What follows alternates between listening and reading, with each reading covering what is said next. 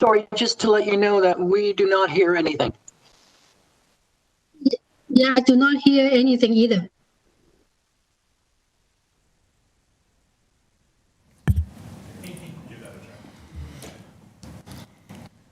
Good afternoon.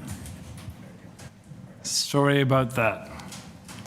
Now I can hear. During the declared emergency in the City of Toronto, Committee of Adjustment virtual public hearings are being conducted via WebEx, an online digital platform, and they will be live streamed on the Toronto City Planning YouTube channel.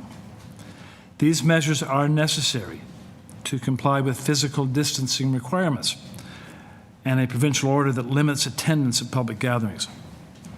My name is Bruce Mullock, and I'll be chairing this hearing.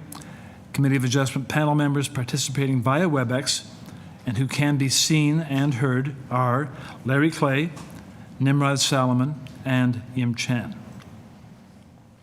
City staff will be assisting us throughout the meeting, including moderating the WebEx platform. Agents, applicants, and other interested parties participating in this virtual hearing registered in advance. They will be connecting through WebEx using a compatible electronic device. Their participation will be via audio only. We acknowledge that the land we are meeting on is the traditional territory of many nations, including the Mississaugas of the Credit, the Anishinaabe, the Chippewa, the Haudenosaunee, and the Wendat peoples, and is now home to many diverse First Nations, Inuit, and Métis people. We also acknowledge that Toronto is covered by Treaty 13 with the Mississaugas of the Credit. In accordance with Sections 45 and 53 of the Planning Act 1990 as amended, this meeting of the Committee of Adjustment of the City of Toronto is called to order. The Committee of Adjustment considers applications for variances from the provisions of the zoning bylaw that apply to property, permission to extend or alter lawful non-conforming uses, and consent to sever property to create new lots. Anyone who wants to receive a copy of the committee's decision for an application must submit a written request by email to the general email address for the Committee of Adjustment, Toronto, and East York District Office. Please include your name, address, and email address. All Committee of Adjustment and TLAB notifications and appeals will be sent by email only. You may not agree with the decision of the committee. Decisions may be appealed to the Toronto Local Appeal Body, TLAB, or in some limited circumstances to the Local Planning Appeal Tribunal, LPAT. Appeal instructions will be set out at the bottom of the committee's decision. Virtual procedure. Participants who have registered in advance will be connected to this virtual hearing and will be muted automatically upon entry.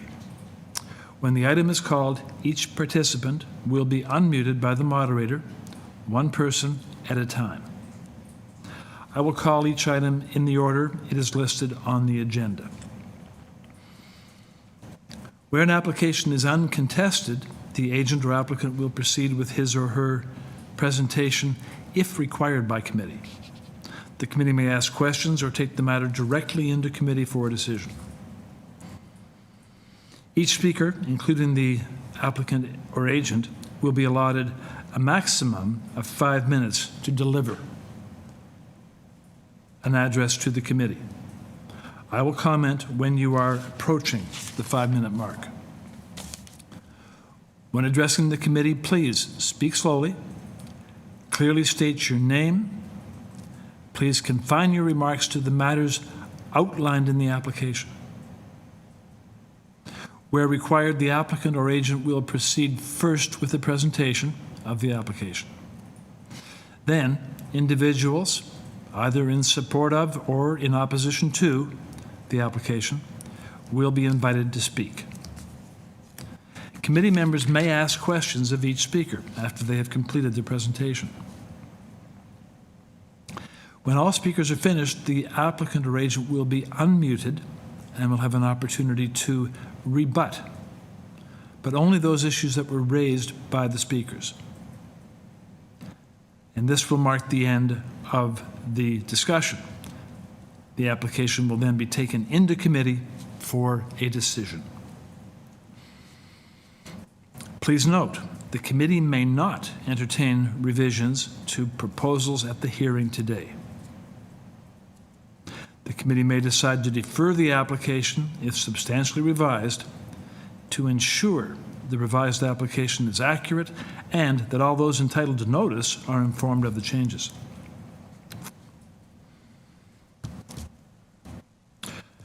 Members of staff, committee members, do you have any interest to declare in any of the items scheduled for this afternoon? Seeing none. Madam Deputy Secretary Treasurer, are there any requests to withdraw an application? Not this afternoon. Then we will now proceed with our hearing.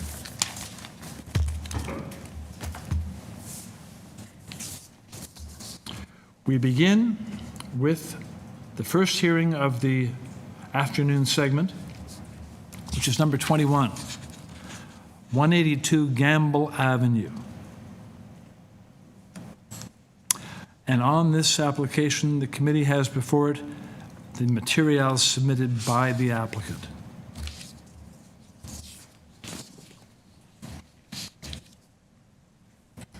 Yes, through you, Mr. Chair, the agent is on the line. Thank you. Would you identify yourself by name, please? Good afternoon, Mr. Chair and committee members. My name is Pamela Pan. I'm the agent of this application. Thank you very much. Good afternoon.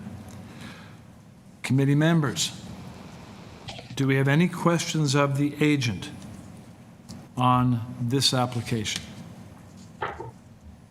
Seeing none, I will look to committee then. If you have questions for the applicant, to address those to the applicant now, or the agent now. Again, seeing none, I'll look to the committee for a motion, please. I'd like to move a motion of approval of the requested variances. I believe the variances are minor and appropriate, and there are no conditions. Thank you. Second for Mr. Salomon's motion? Yes, there is, by Yim Chan. Motion before the board or the committee to approve. All those in favor, show of hands, please. The motion is carried. The application is approved. And committee moves to 68 Hewitt Ave.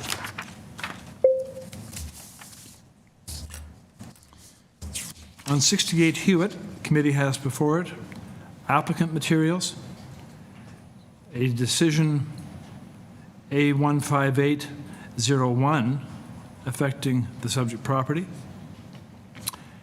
and we have a staff report from Urban Forestry.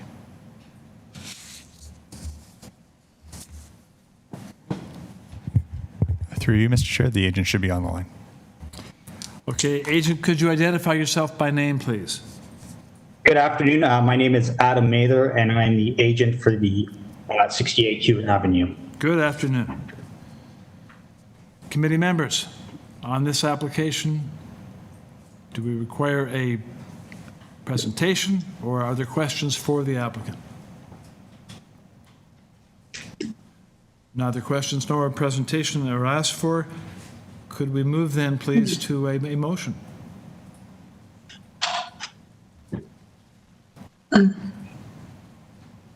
If there aren't any questions, I would like to move for approval with urban forestry condition number 2. Thank you. So motion on the table to approve forestry to apply number 2. Second for that motion? Second, Mr. Salomon, thank you. All those in favor, show of hands. The motion is carried unanimously, and the application is approved, subject to urban forestry number 2. Next up is 60 METHUEN Avenue, number 23. Committee has before it applicant materials and a staff report from Transportation Services.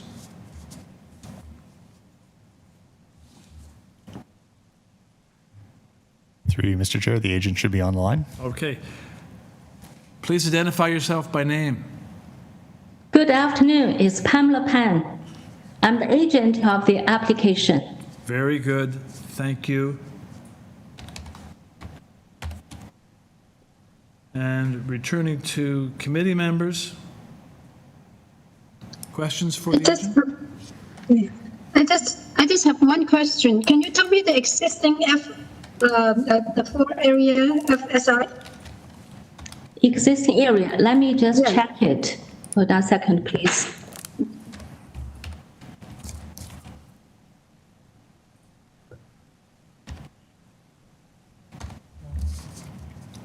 Existing floor area is 1,232 square feet. Oh. No, the FSI, the existing one. How much you adding? That's And the proposed total is 1,414.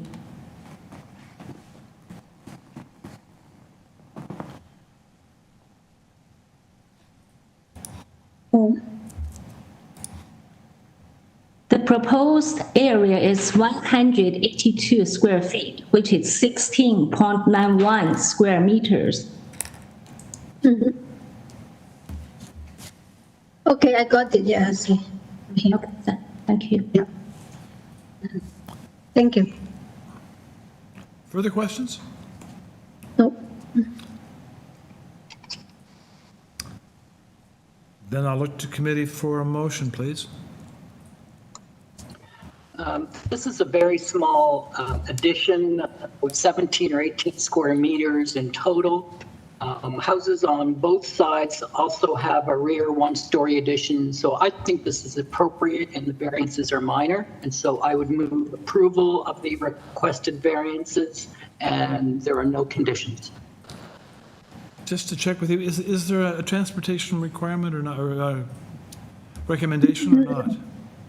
No, it's only a comment. Thank you very It is much. that yeah, it's just a comment they made. Very good. Okay, thank you. So, motion put forward by Mr. Salomon to approve. Second for that. Second by Ms. Chan. All those in favor? Motion carried, and the application is approved without condition. And we move to 24. 68 ALCORN Avenue. We have applicant materials to look at and a staff report from Urban Forestry. And is the agent on the line? Yes. Could you state your name, please? My name is Roy Russell. I'm the authorized agent for the homeowner at 68 Alcorn. No, sorry, through you, Mr. Chair, we have someone else registered to speak. We have a Goran Yabar.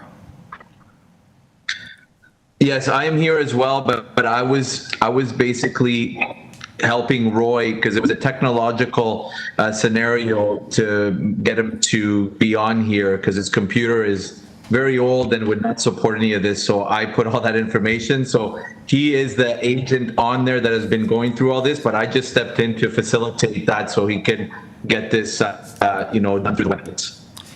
Mr. Russell, are you speaking on behalf then of Mr. Yabar, or are you speaking for yourself? He's the authorized agent. I am Mr. speaking Chair, for he's the the homeowner. authorized agent on file. Just in the Yes. future, we need to have the name of the person who is speaking and then the information they'll be using to connect. It doesn't, the name and the email address don't necessarily need to match. We just need to have the person who's going to be speaking. Okay, I wasn't 100% sure, so I apologize for that. I just, because Roy's name is as the agent on documentation, but I just, I wanted to make sure that any documentation that was coming that I needed to know to do this was sent to me and not him directly, right? Thank you. We'll proceed Thanks. then. Any questions? Questions for the agent by committee members? Yeah, I have one question. I actually have a note, but I haven't looked at the drawings again just now. But can you explain to me the purpose of the upper deck? The purpose of the upper deck is to allow the homeowner to park underneath it, also as a carport, because currently his car is exposed to the elements from the laneway in the back of the townhouses. Oh, okay. Thank you.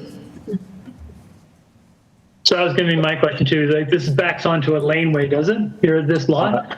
Yes, it does, and the driveway's quite steep on the front of the property, and it's quite slippery in the winter times.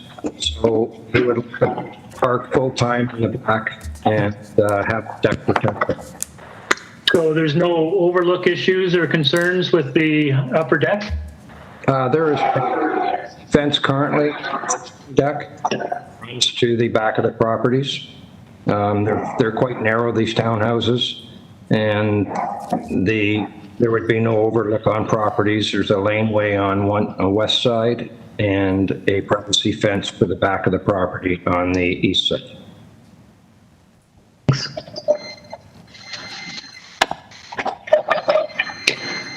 Is it possible to just post online the site plan so we can just kind of understand what's happening in the rear yard with the parking and the deck and the neighbors?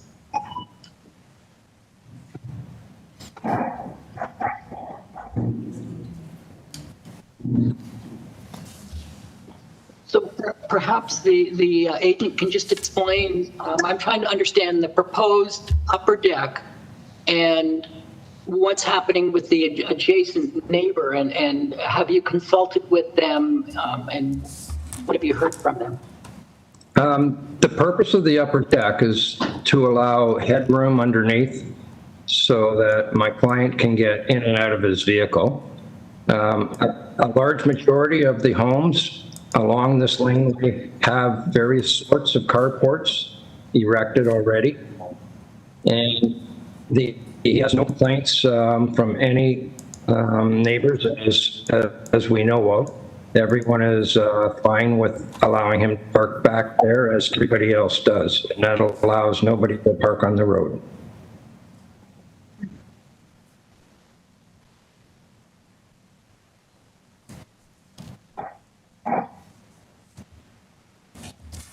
Okay then, thank you. If there are no further questions, then look to panel for a motion, please.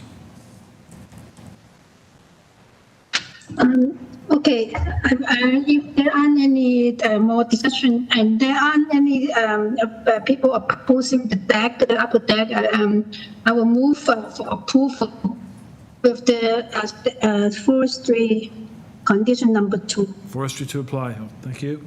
Second to that motion? Second, Mr. Salomon. All those in favor? The motion is carried and the application is approved, subject to urban forestry number 2.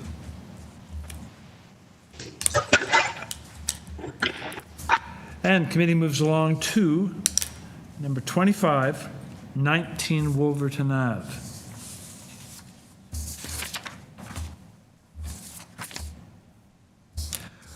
And on this application, we are considering applicant's materials. We have correspondence from Norman Rumfeld and Anne-Marie McGonigal in support. And in opposition, we have correspondence from Georgia Fragulis and Nikolai Kazoulis of Wolverton Avenue. And do we have a speaker online in opposition? Yes, that's correct. Okay. So would the agent or the applicant please identify yourself by name?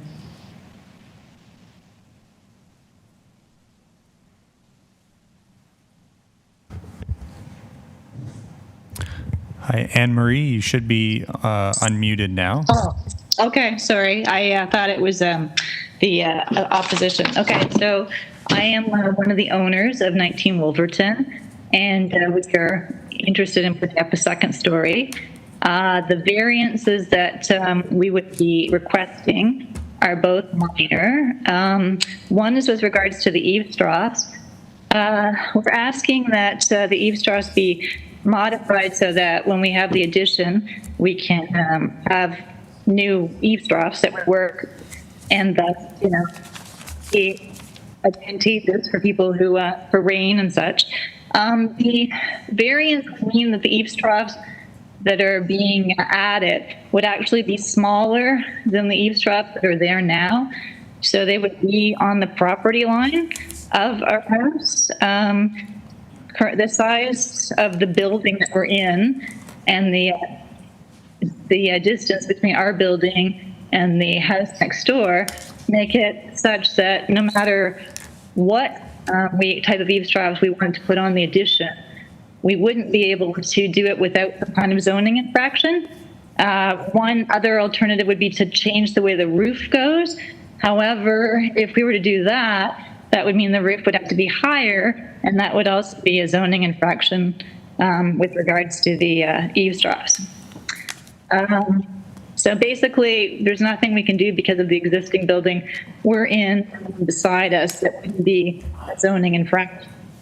And with respect to the lot size, it's also based on the pre-existing house and the houses beside it. Currently, it says that we'd be going 41% over the area, but that's because of the existing garage and house. There are other houses in our neighborhood that have put second-story additions on, including the people who are opposing it, our neighbors. Let's see, there are 4 new second-story additions in our neighborhood. 2 of them were just partial, like the second story. The other ones were entire houses where they put a second story on, but they also got at the bottoms. The increase in lot size is made to accommodate the addition.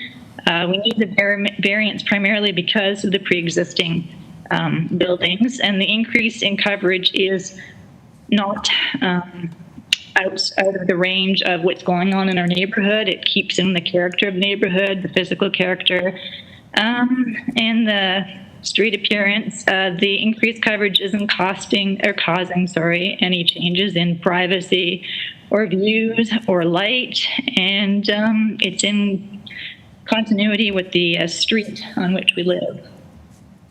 Thank you very much. And, thank you. Thank you. Okay, then, let's carry on then to the person to speak in opposition. Georgia, are you there?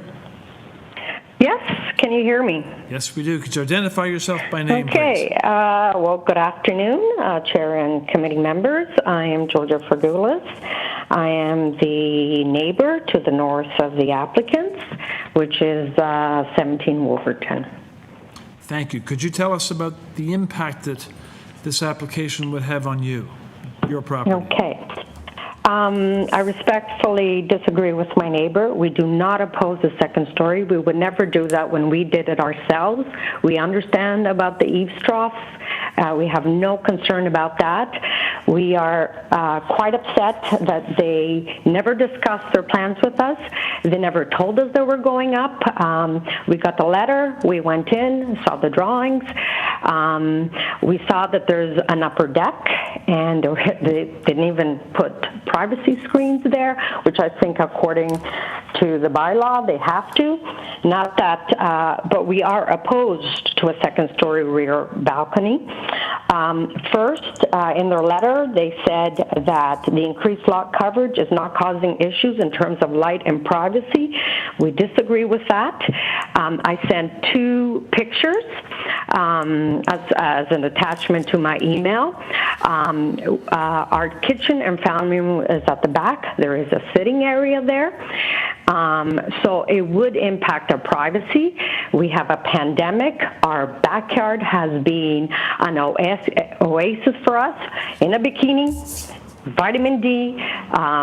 So it is discomforting that we might have eyes looking down at us. And it's not me, it's other neighbors too. Second, they said the style or design scale and spacing of the proposed second story is in accordance with the physical character of the neighborhood. Again, and I am going to mention item 21, I believe, 182 Gamble Avenue. That's exactly what we did and like everybody on our street did. They have 828 square feet. Then they added a story. They're adding a story, and at the back, they're putting a deck in the lower, not the upper. So I respectfully disagree with my neighbor. Putting on a second-story balcony or deck is not the presence on property located on our street Georgia. or our immediate neighborhood. Georgia? Yes? Georgia, I have to note something for you. The committee has before it 2 variances. The first variance deals with the eaves, and you've commented on that. Yeah, they're going to be Georgia, half an inch apart. We have excuse no me, problem Georgia. with that. Georgia, excuse Yes? me. Just so you're aware what the committee can do and what is beyond its jurisdiction. So the second variance that the committee is dealing with involves coverage. And, right. But the committee, the balcony that you're referring to has not triggered a variance. So the balcony that you're referring to is not something the committee can deal with. It obviously does not trigger any variances from the bylaw as proposed. Okay, can I rebut here?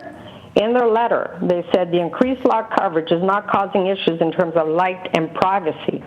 It is causing issues of privacy.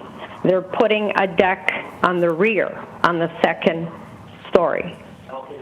A balcony or a deck, I don't know what it is, with handrails.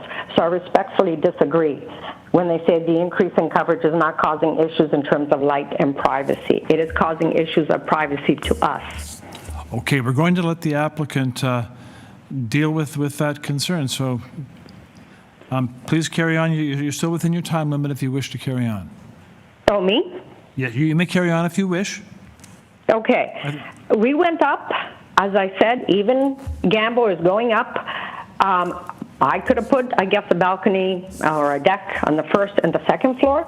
We are one on top of each other. We're 25 by 108. The gap between their houses, our houses, is 19 inches. We are on top of one another. And to put a deck and to have plants with no privacy screens, with no nothing, with no consideration of coming to us and saying we're planning to build up and not affording us to raise our concerns. And again, we have no issue with the eavesdrops. We have no issue. It's that balcony which is extending into their yard and is impacting our privacy. And it's not in accordance. We have no issues with the second story. We have no issues with the eavesdrop. As I said, item 121, they do what most of us do in this area. We top up we put a top up on the second story, and if we want, we can put a deck. But our issue is the second story rear balcony or deck. It is a privacy issue, and it's not accordance to, it does not fit into the neighborhood. Your time is up now. Thank you. Thank you. Okay, then, we'll return to the agent or the applicant for rebuttal with respect to to that? Okay. I'm trying to figure out, I can't really, I mean, I will rebut the deck comments, but it's my understanding that the minor variance that we're dealing with respect to the second variance is just due to lot size, and that's primarily because of the way the house was built in the 30s and the way the garage was built. And as far as I know from talking to our architect, that the deck is only like 1.2% increase in terms of the lot size. So it's already been approved, as I understand from our architect. With respect to second story decks in the area, so I've walked around and I can just tell you what I've seen. There's one on 186 Woodville, there's one on 187 Woodville, there's one at 1082 Cape, there's one at 9 River Court. These are all second story decks.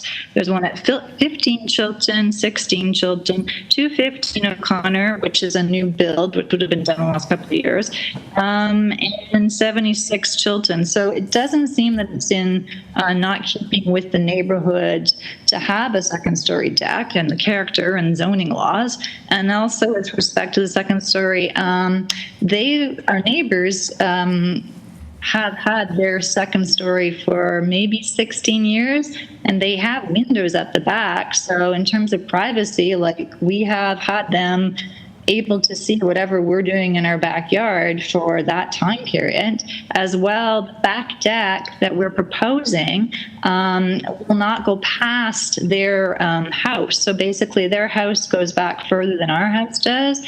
So we would not be able to see inside their house with respect to this having the deck. And if we were to have, for example, a bay window or a bow window, or I believe it's called an oriel window, we would have the same views without the deck. So it's not that we are going to be able to infringe on their privacy. And, we have been happy to have them build. We didn't obstruct anything when they built. In fact, we even allowed them to use our front lawn for the construction equipment. So I don't think that, us having a deck that doesn't protrude into their yard or beyond their house is really going to cause anything unfair in terms of our ability to view. Thank you very much. Let's go to the committee members who may have questions for you. Okay. Committee members, questions of the applicant?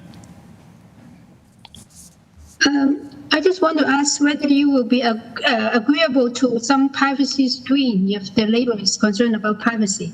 Yes. You will, right? Yeah. Yeah, okay. That's my question. Thank you. Yeah, thank you. Other questions, committee? Yeah. Committee, are there other questions of the applicant? No. So could I look to the committee for a motion, please?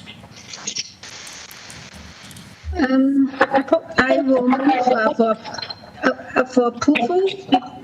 Can you hear me properly? No, we can't. No, you're getting some echo. Oh. I move for approval because I think the variances in front of us are minor, and the lot coverage is probably inherited by the existing condition. So I have no problem with that. So I'll put in a condition is privacy screen on the second story balcony, both sides, 1.5 meter above the deck, opaque privacy screen. That's the condition. Can you say which side that will be on? Which side? I don't actually, because I think it's on the south side, but I got mixed up with someone mentioned that the neighbor is on the north side.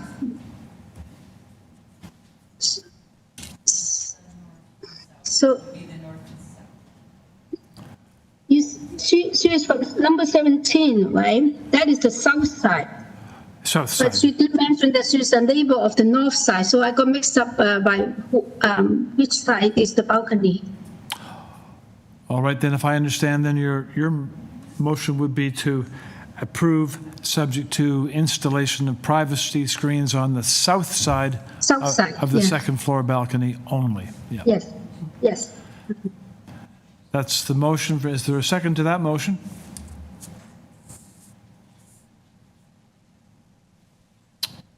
Seeing none. Oh, I'm sorry. It is seconded by Mr. Solomon. Pardon me. So, motion to approve. All in favor? The motion is carried and the application is approved, subject to the installation of 1.5 meter privacy screens on the south side of the second floor balcony. Thank you. And committee moves on to 225 LISGAR.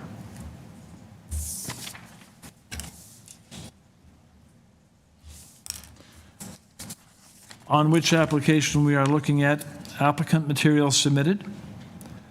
And plus we have a staff report from Urban Forestry. And I wonder, is the agent on the line, please? If so, please identify yourself by name. Ian Cunha, representing the owners of 225 Lisgar Avenue Street. Thanks very much. Good afternoon. Committee members. Panel members, presentation required this time?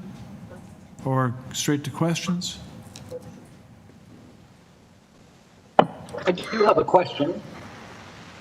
Just wanted to clarify that there is the abutting semi is the 3-story building. Yes, the 223 Lisgar, which is the abutting semi, was rebuilt last year. And basically our application is to make the two of them look alike. And variances are pretty well the same that we had for number 223. I noticed that one of the, you're looking at a front basement walkout, and I'm not sure, can you explain what the purpose of that is? It's just that the people that own it are planning on using the basement for a rec room, and they would just like to be able to have access from the rec room to the outside. And applicant, not for any particular reasons. Well, I guess my question is there going to be a basement second suite that isn't being shown currently in the basement?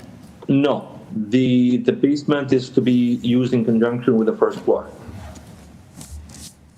Applicant, I have a question for you, please. Sure. And if you could, this relates to variance number 3. If you could explain to me, please, just give me some insight into the constraint you're facing that leaves you with 0% front yard soft landscaping. Well, there's presently a porch there, a concrete porch with a basement walkout. And once you put the concrete walkway, as you see on the site plan, there's basically nothing left to be able to have to have soft landscaping. It's an existing condition that happens to most of the houses on this street. The front yard, the property line at the front is really close to the house. So the green space that's available is once you're past the property line to the street line, there's actually quite a bit of grass in that location. Thank you very much. That does explain it. Thank you. So can I just follow up on that? So are you planning to replace the walkway? Well, we're considering repaving the walkway. Yes. Can we just? Would you be open to putting permeable pavers in there instead of concrete? Absolutely. Okay. That would not be an issue whatsoever.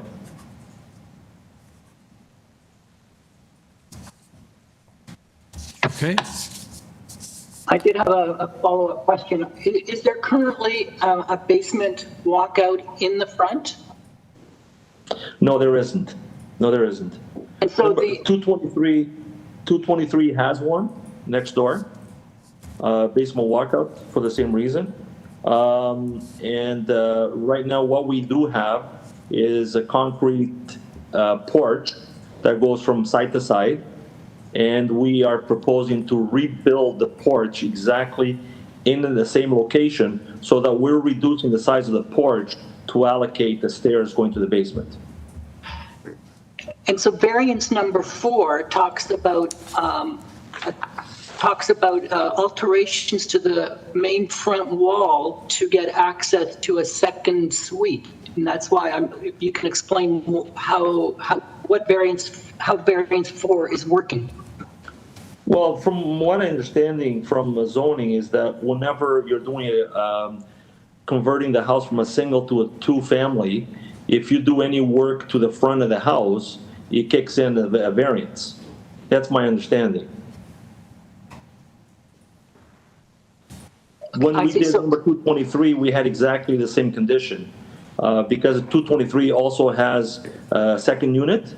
And when we went to the Committee of Adjustment approximately a year and a half ago, we had the same variance because we were rebuilding the roof, and the front elevation of both houses were revised or renovated, and we had the same zoning variance kick in. So it's basically just a change of the front of the house. That's my understanding. Well, I'm glad you asked that, Nimrod. Now you've got me a little bit confused. So you said 223, which is the one you're mirroring, right? Correct. It does have a secondary suite? Yes. But you're not proposing a secondary suite for 225? Yes, we are. Not in the basement. Oh, you are? Yeah, not in the basement. So. Oh, pardon me. I wasn't sure whether you're doing a secondary suite or not, but you are doing a secondary suite. Yes, the third floor is the secondary suite. Gotcha.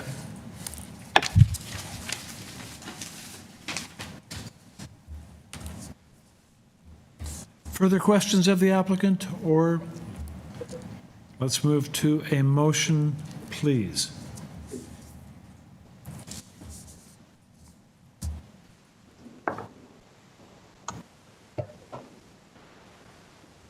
I would move approval of the requested variances. I think it got a little bit confusing in terms of what's happened in the front, but I think it's being clarified and it satisfies me, and I believe the variances are minor. There are urban forestry conditions, so I would move approval subject to urban forestry conditions. Do you wish to add any provision for permeable pavers on the walkway? Yes, that would be fine.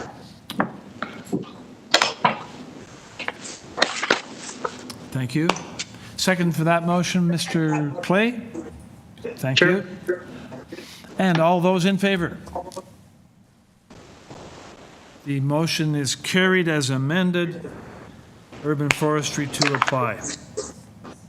Thank you so much. Thank you.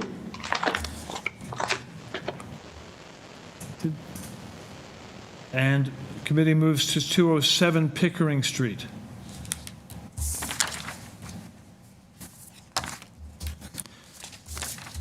And on 207 Pickering, we have before us materials from the applicant, a covering letter from the agent, and a Committee of Adjustment decision number A0300-19TEY, which affected the property.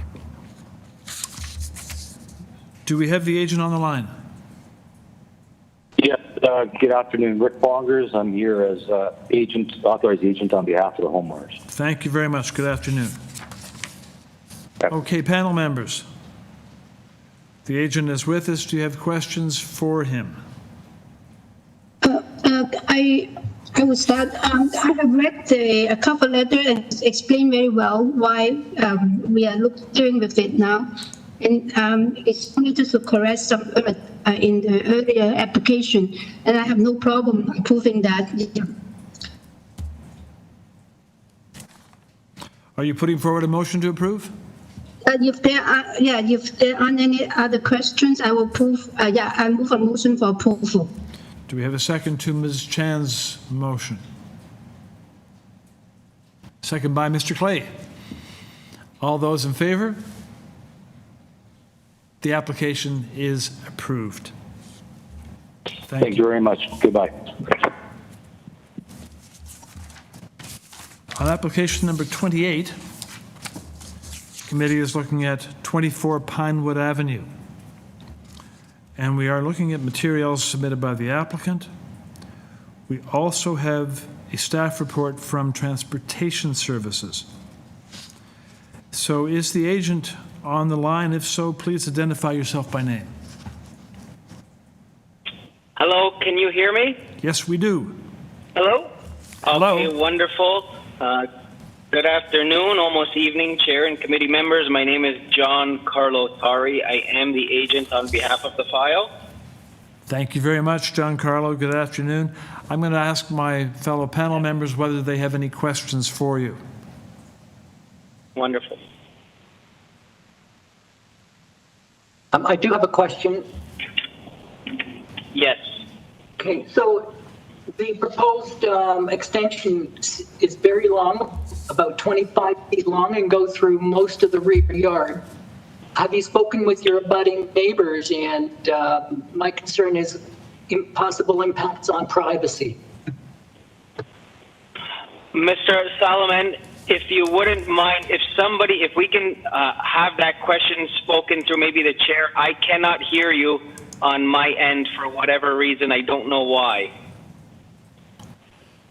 Let's Thank try you. first, Mr. Salomon, could you repeat the question, maybe perhaps more loudly, and let's see if it works. So my question is the extension in through the rear yard, and it's quite a long extension. And have you consulted with the neighbors, and are there any concerns dealing with privacy in the rear yard? Great question. And gentlemen, I can't believe that I'm going to be asking what I'm asking for here today, as this has been almost 2 years in the making to get this date, and no fault of your own. It's just the process with this wonderful pandemic. So regarding the addition in size and privacy and such, so they have spoken with the neighbors. Everyone is completely okay with what they're proposing, except for the homeowners.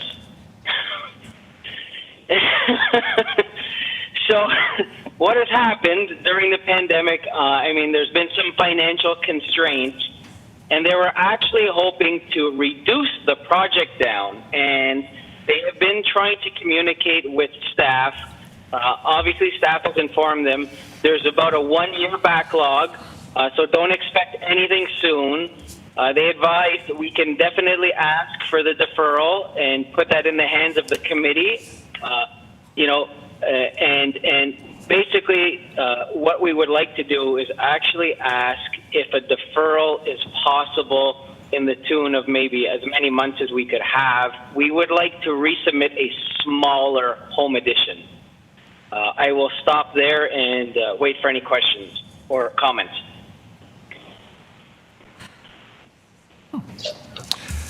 My question is, when you say small, how much smaller are you considering?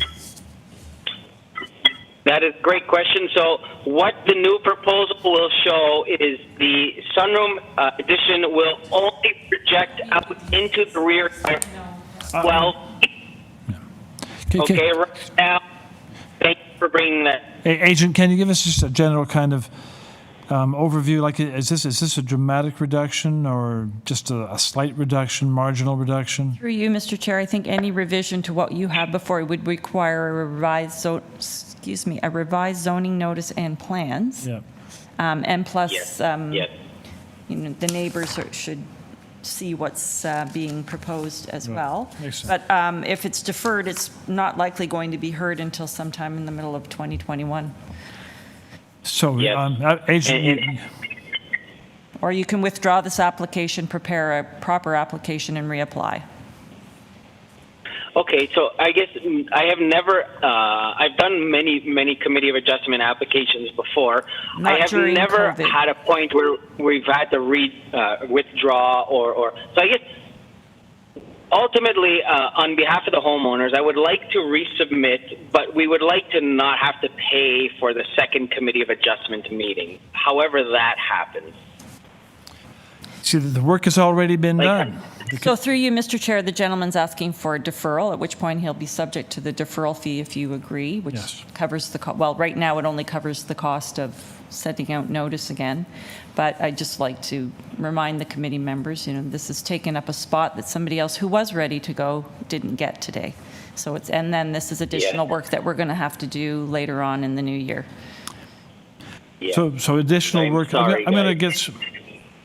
Excuse me, applicant. I'm going to speak to my fellow, or elicit a comment here from my fellow panel members. But there is additional work required to do what you are proposing to do, and full work has already been done on the application to get us to where we are now. So you're requesting a deferral, and chances are that deferral could take into 2021. Any comments by panel members? Unusual situation. So maybe I just wonder if what the homeowner is proposing to do in the future will fit within or under the variances that they're asking for today. Like for example, if it's basically a similar configuration but not going back as deep, would the current variance allow them to do what they might want to do on a smaller scale in the future? And is that even something that is possible? I guess our question, Agent, is will all the minor variances proposed in the future be less onerous than the ones you're proposing now? Will they all be consistently less? So the addition will be less, but they are definitely going to be proposing a deck, which would come into the coverage. So what I would say is 100% it would need a brand new application. Okay, but I am receiving text communication from the homeowners that instead of deferring and waiting until 2021, being that it's been 2 years, I am having their authorization that we can proceed with this application if the committee is behind it. Sorry to confuse the panel. I have the homeowners sending text messages while we speak, watching the application.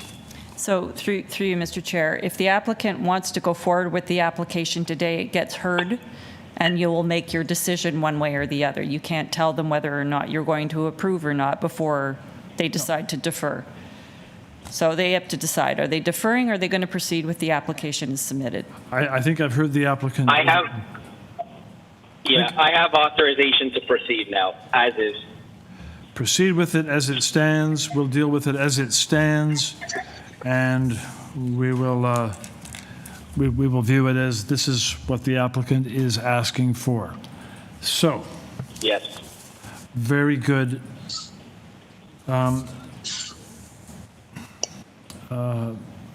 So if I may ask a question then on this building length and depth. Yes. Have you consulted with your abutting neighbors on either side, and do you have anything in writing from them as to whether they have any concerns or not? I was told from the homeowners that they do have letters of consent from the neighbors. I was also told that they did submit them to the city. So there should be something on file claiming such.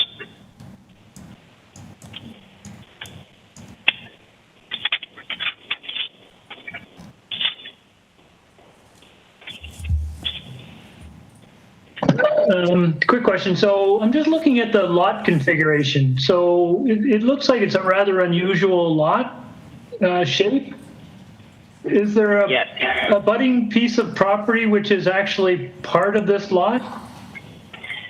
So the homeowners had actually purchased that larger section behind there, that what you're looking at. Right. So they had purchased that lot at one point and deeded it in. So it actually is owned by them. So their lot is It's quite large, a lot larger than it appears here. So the interlocked area is I would call the front portion of their lot, and then you'll see that grass area behind the garage. That is all theirs, yes. So the variance you're asking for in terms of length, so that's just the existing length from front to back. There's no variance with respect to depth. There was for depth, notice variance number 4. And it looks like variance 5 addresses the same. So maximum permitted building length, 17 meters, and we are proposing 26.98 meters. Right, but your lot, in effect, is a lot deeper than the abutting neighbors. Yes, so I mean, effectively, we have the 48 feet plus the 26 feet. So I mean, we are a large portion away, rear yard, if you will. Through you, Mr. Chair, we're just going to put up the lot. That's the lot there. Those two pieces compared to the rest of the. Thank you.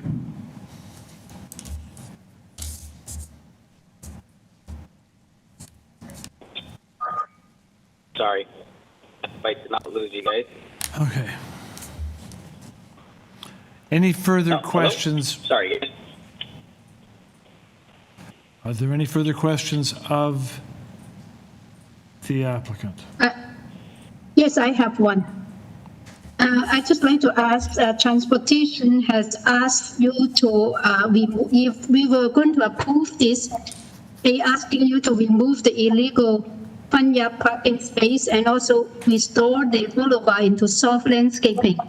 Would you agree with that? I did read that thing, so I understand what they're saying, but guys, if you can pull up their site plan before I answer that question, I just want to point something out that I find troubling about that statement. Yeah, so if you could pull up. This homeowner and their neighbor, they have a shared drive, as you can see. There is really nowhere for both homeowners, both individual homes, to park a car anywhere. Because that shared drive, there's no way, one homeowner on one dwelling and the other homeowner on the other dwelling can kind of make car parking work. I mean, could you imagine them leaving in the morning? So I understand transportation's concern, but I would say to transportation, what is worse? An interlocked car parking space on the boulevard or homeowners fighting for street? What is worse? Through you, Mr. Chair, it's the fact that the parking pad's not authorized. It's not allowed to be there. So they would like you to remove it. Yes. And have it reinstated to soft landscaping. Right. Because it's not permitted. Right. That's the recommendation we have from transportation. So that's something committee will have to decide upon, whether they wish to consider that and attach it to should they wish to proceed with an approval. Okay then. Are there any further questions now of the applicant on this one? No. If there aren't, then let's take this one into committee for comment and a motion.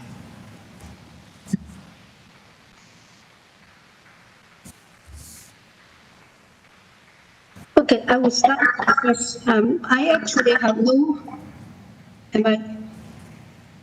I have no problem with the proposal, but I do like to impose the transportation request as a condition for the front yard illegal parking space to be removed.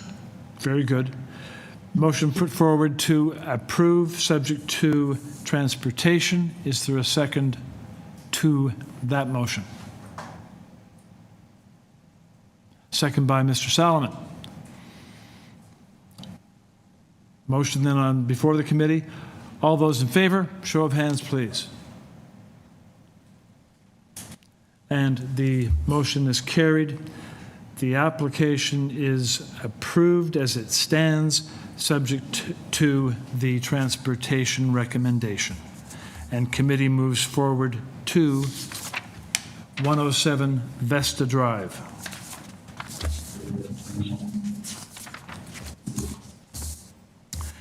And on 107 Vesta, just to begin, there is one small correction here that members should note, and that is, it's just a little typo with respect to variance number 3. In the first paragraph of that variance, it reads, above established grade may encroach into the required, should read rear yard. Should read rear yard. On this application, committee has before it the applicant's materials, 6 photographs tied to each of the variances, and a covering letter from the agent. We have correspondence from the Environmental Studies and Policy Specialist at Toronto Water, and there's a staff report from Urban Forestry. In support of the application, there are 4 pieces of support correspondence. So, is the agent, Angus? Yes, hello, can you hear me? Yes, we do hear. Could you identify yourself by name, please? Certainly, yes, I'm Angus Skeen. I'm the agent for the application. Thank you very much. I'm going to ask my fellow panel members if they require a presentation or whether they have questions for you.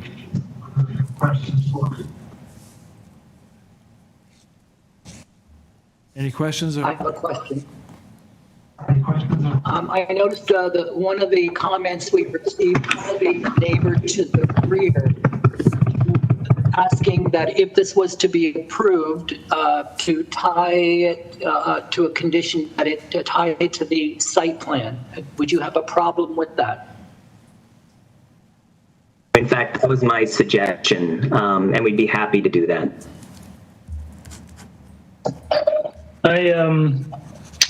Whenever I see something that starts off by saying constructed without proper authorization, it kind of gets me a little bit excited.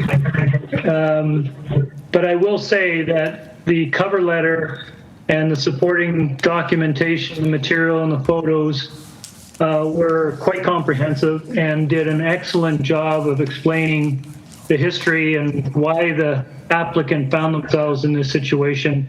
And I was quite satisfied after having read all that material and understood why they're doing what they're doing and why they did what they did. I thought the application was supportable. So if no one else has any comments, I'll move a motion to approve, subject, I believe, and teasing through all the comments, that there is one condition, urban forestry number 2. Do you wish and also to tied to the site plan. Do you wish to and tie tied to the secondary? Yeah, tied to the site plan. Okay, I will second that. Seconded by Ms. Chan. Motion on the table before the committee. All those in favor? The motion is carried and the application is approved, subject to urban forestry and tied to the site plan.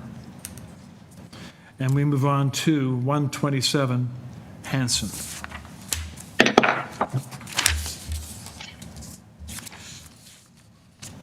On 127 Hanson, we have applicant materials, staff reports from community planning and also from urban forestry. And there are supporting letters, 9 of them in fact, from occupants of addresses on Hanson Street. So is the agent on the line? Yes, David Mostel. Would you mind repeating your name, please? David Mostel, agents for the owners. Thank you. Very good. Okay, panel members, do you have questions for the applicant? Is there a desire for a presentation?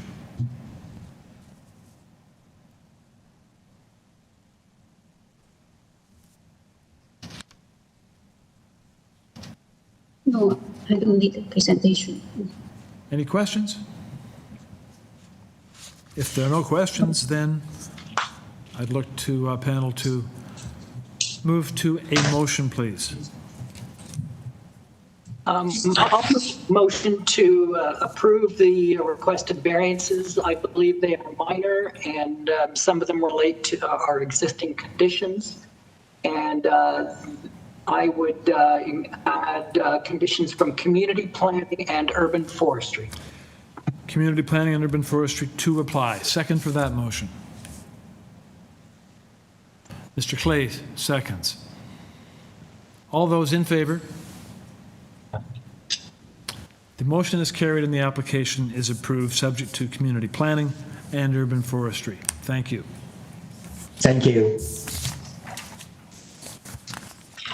Number 31 deals with 94 MACDONELL Avenue.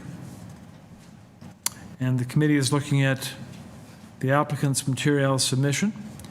We also have correspondence in opposition from Owen Smith of 107 Fuller Avenue.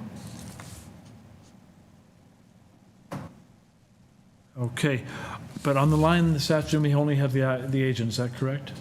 Okay. Okay, agent, could you identify yourself by name, please? Good afternoon again, committee members. Graham Barrett, agent for the owners of 94 MACDONELL.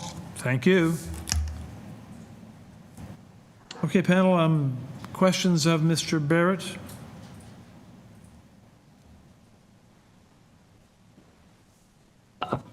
My question was whether the applicant is consulted with the abutting adjacent neighbors, and were there any concerns that they might have had with the rear extension? The owner has consulted with her neighbors, and I also dropped letters to 10 nearby homes explaining the proposal and offering to chat if there were any questions or concerns. We did submit 2 letters of support, 88 MACDONELL and 99 Fuller. We've also been in touch with the adjacent neighbor at 98 MACDONELL, which is to the north, and they are unopposed. They're out of town though, so we're unable to provide a letter. The one letter of opposition that was sent in is by somebody around the corner about 160 meters away, and they won't be personally impacted by these variances or this addition. This is replacing an existing 100-plus-year-old 2-story rear addition. It's a little smaller than what's being proposed, but the owner affectionately refers to it as a termite frat house, and we'll be replacing it with something new, safe, dry, and useful.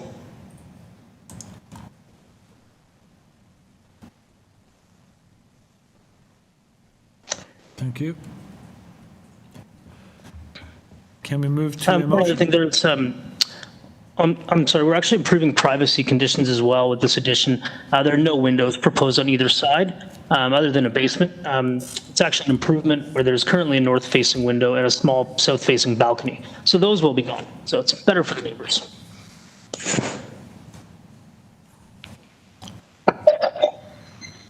Panel members, is there a motion with respect to 94 MACDONELL? Sure, I'll be happy to move. I certainly want people to be dry. So I thought it was a thoughtful addition. I looked at the plans. I thought it was well designed. There doesn't appear to be any negligible impact on the neighbors. Seems like it fits in the neighborhood. The variances proposed are quite minor. I'd propose a motion that it be approved. I don't believe there are any conditions. No. No. Okay, I'll just make a motion to approve. Motion to approve, second for that? Second by Mr. Solomon. All those in favor? Motion is carried. Thank you. The application is approved. Thanks for. Number 1, Judith Drive. This is application number 32 today. We're looking at the materials which the applicant submitted. And we also have a staff report from Urban Forestry. Now, is the applicant on the line? If so, please identify yourself by name. Hi there, it's Matt Rossetti here. I'm the owner and agent for the property. Thank you, Mr. Rossetti. Good afternoon. Good afternoon. And panel members, any questions for Mr. Rossetti on this application, number 32?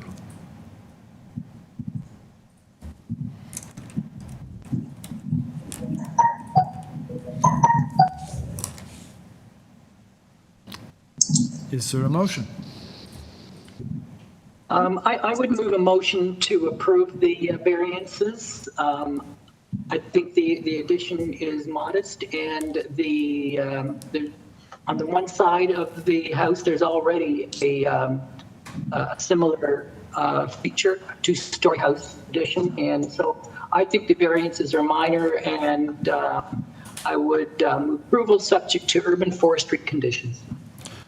Motion to approve subject to urban forestry. Second for that. I second that. Ms. Chan. All those in favor?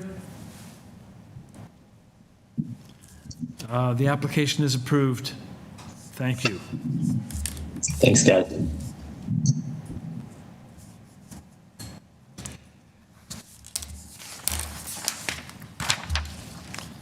And on 45 Dearborn Avenue, which is application number 33, the committee has before it materials from the applicant. There's also correspondence from Richard Poisson and Carolyn Daubigan, from the applicants, and we have correspondence in support from 47 Dearborn Ave, Mike Turney. So is the agent present? If so, please identify yourself by name. Good evening, everyone. I'm Kyle Kadra, the architect. Good afternoon. Very good. Any questions for the agent? If there are none, we can move to a motion.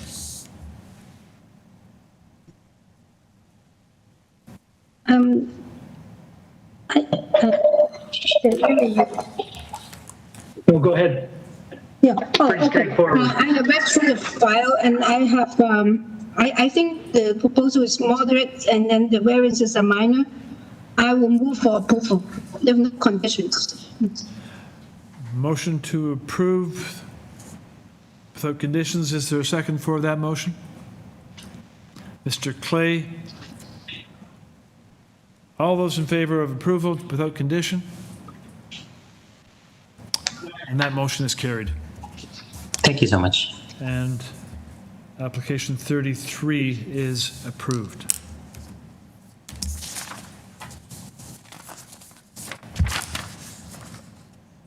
(1501) Queen Street East, number 34. On this one, we are dealing simply with the material submitted by the applicant. And if the agent is with us, please identify yourself by name. Yes, good afternoon, Mr. Chairman and committee members. My name is Violet Kosevsky, and I am the agent for the application at 1501 Queen Street East. Good afternoon, Violet. Thanks. Okay, I'm going to ask my fellow panel members if they have any questions for you.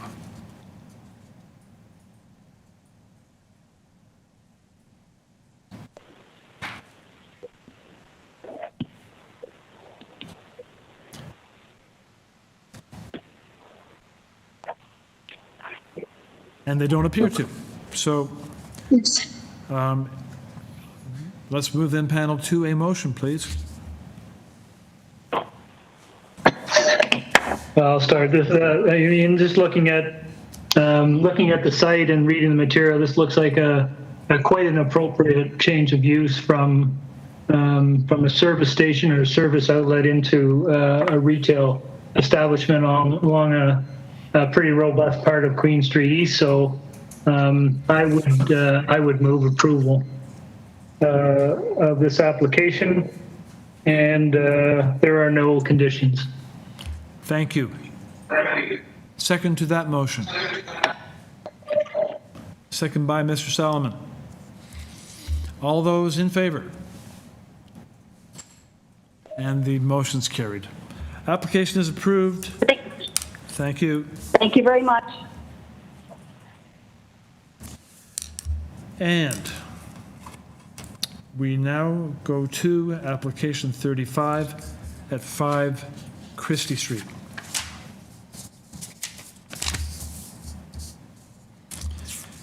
Here, we are looking at materials from the applicant.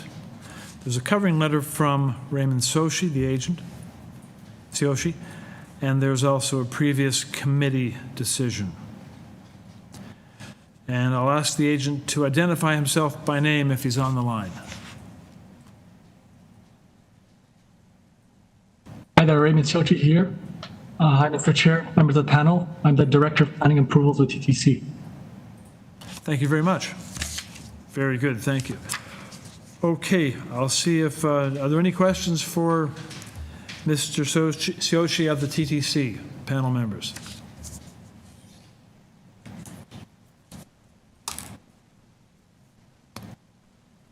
And if there aren't, then we could move to consideration of a motion, please.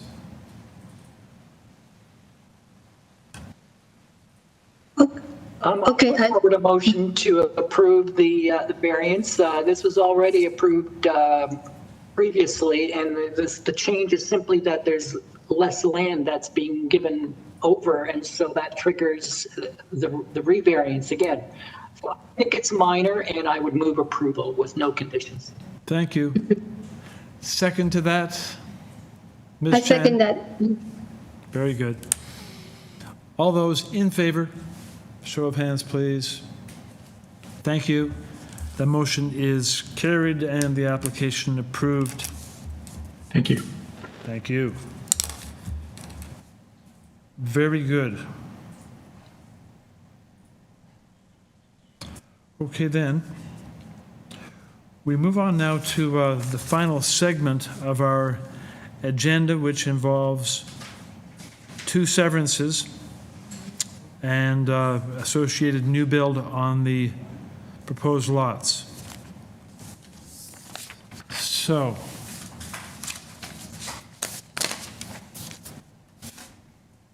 the first of those to consider is 367 Howland Avenue.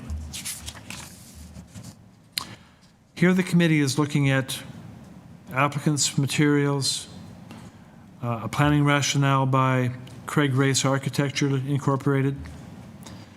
We have commenting reports from community planning, from engineering and construction, from urban forestry. And we have opposition in the form of 4 pieces of correspondence. So I'm going to ask if, and we also have a number of speakers to speak.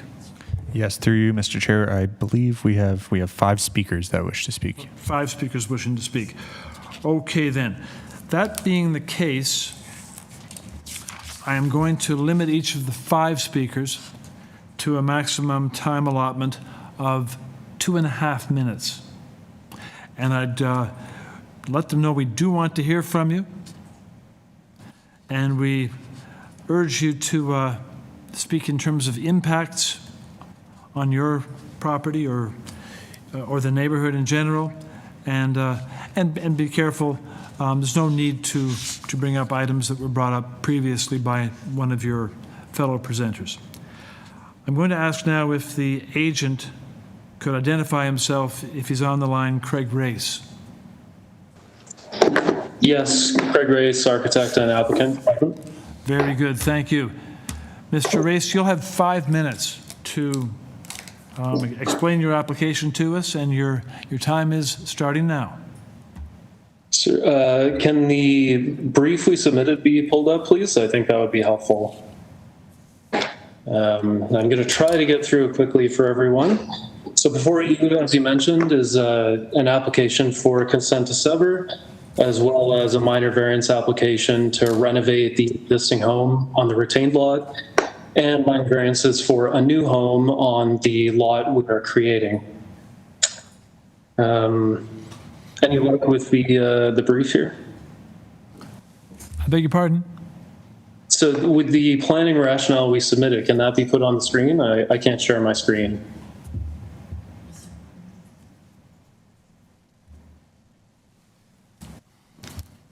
Perfect. So you can scroll through this fairly quickly. On the next page, you'll see the existing condition is a home with effectively an empty half to the property, which is where we seek to create the new home. The design for this application has evolved for over a year through very significant consultation with community planning, forestry, Councillor Matlow, and nearly 100 neighbors. Go ahead and go to the next page, please. There are about 15 minor variances. That does not look correct. It should be the second page of that same document. There are 15 minor variances, but I'll try to just go through the high-level notes. The first is on the upper floor. Perfect. We stepped in the front and the rear upper floor to minimize shadowing and massing, perceived massing.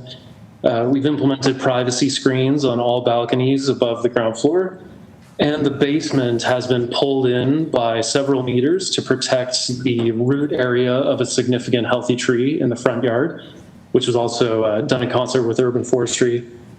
Go ahead and go to the next page. One of the significant concerns we heard from neighbors was how our proposal will relate to the laneway. Our proposal actually seeks to remove a shed and a fence that are already on the north property line so that we can increase the turning radius for people who want to park in the lots to the north. We're also maintaining a 45-degree cut where the laneway turns out to Howland at the back of our property. And finally, we heard that we need to maximize parking. So we created 4 effective parking spaces at the rear of the lot. Next page, please. So through all the consultation, planning has helped us make a lot of changes. Their staff report that supports the application, hopefully you've read. Same with feedback from the councillor and forestry. We actually undertook a significant excavation to understand where the roots of the healthy tree are so we could adjust the design to save the tree. But most importantly, we had a community meeting that over 30 neighbors showed up to, and we've been corresponding with about 100 neighbors to take under consideration design changes that have earned support from 34 neighbors, all of which are highlighted on this map. The outcome of all that resulted in an overall height reduction in the number of units, size and location of windows, and even site design issues like where we store our waste bins and how we use outdoor amenity space. Next page, please. So I won't go into the variances individually. I'm happy to if you have questions. But at a high level, the lots are designed to be a similar frontage and lot area as is prevalent for the street. Next page. The building is designed to correspond with prevalent FSI, setback, building depth, and other dimensional characteristics for the area, especially the buildings across the street and on the north side of the laneway from us. Next page, please. And finally, the site design was created to optimize soft landscaping and parking, as we heard from the neighbors. So most of the variances are technical, repeated between both properties, and we hope minor. And really, on top of all this, our city needs housing, and specifically, it needs small-scale, family-oriented housing that's sensitively infused into underutilized spaces in vibrant neighborhoods just like this. That's what our project seeks to provide. This owner has taken a lot of time to listen to the neighbors and make meaningful design changes to ensure that we don't only live up to the requirements of the official plan, but the character of the neighborhood. The site's very well serviced by transit.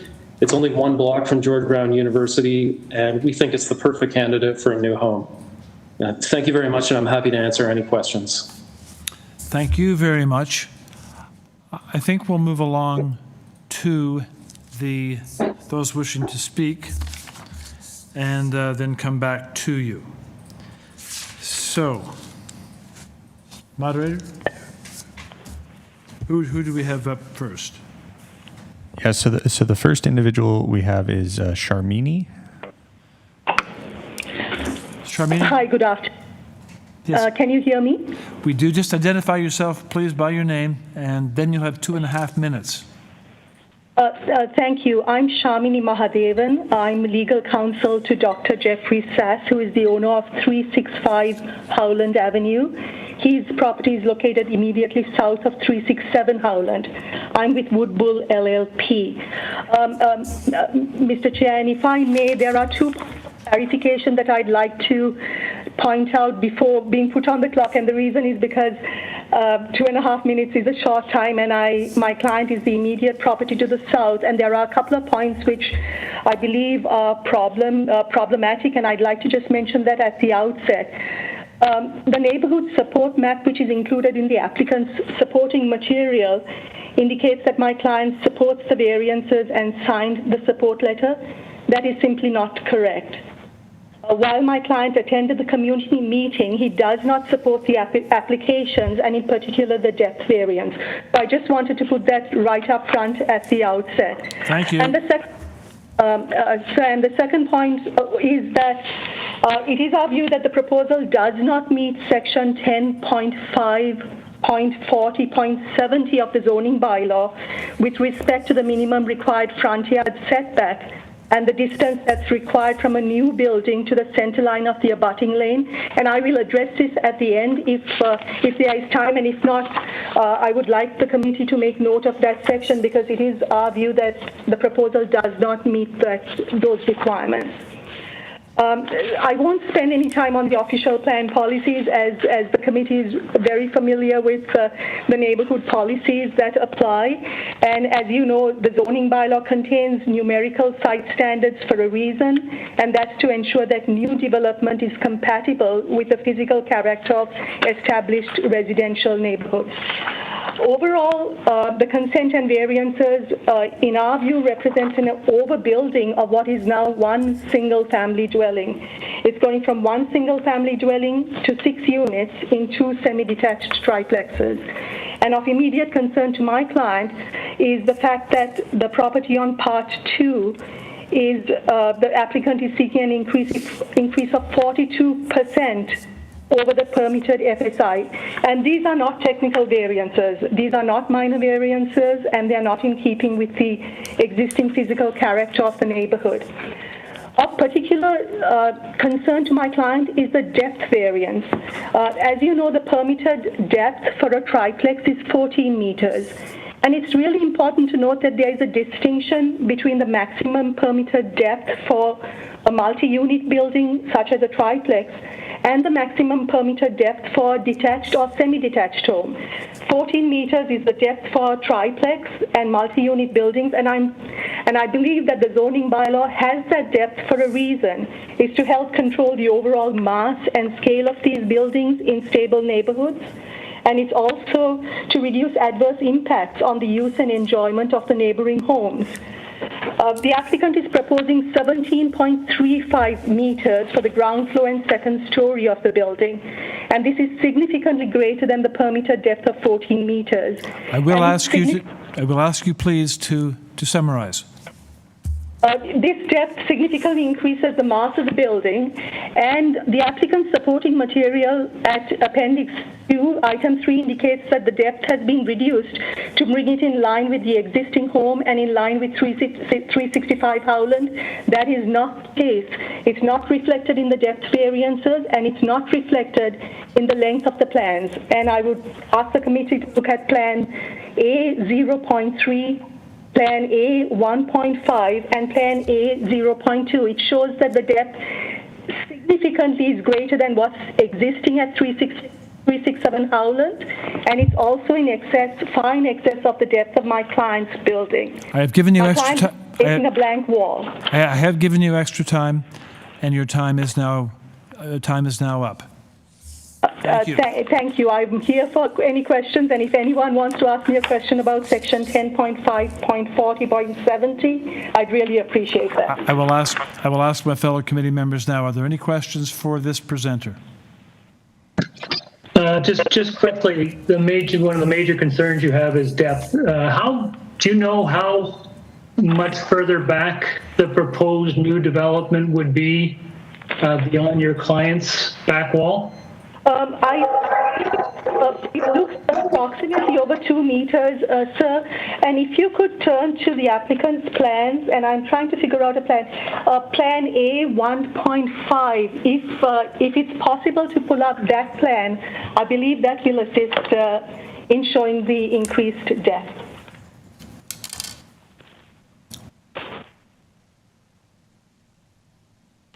So my client's property is at the south, 365 Howland Avenue. And you see the length of that property, and then you'd see the length of the proposed building. And if you compare that to Plan A 0.2, that'll show what the existing depths are.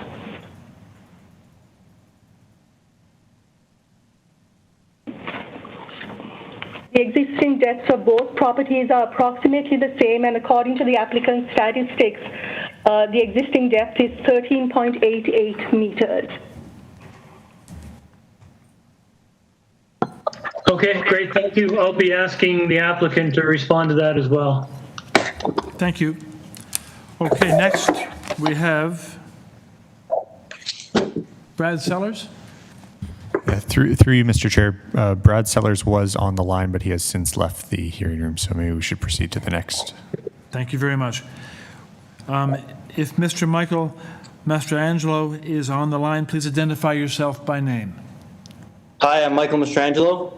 I am the resident of 627 Davenport.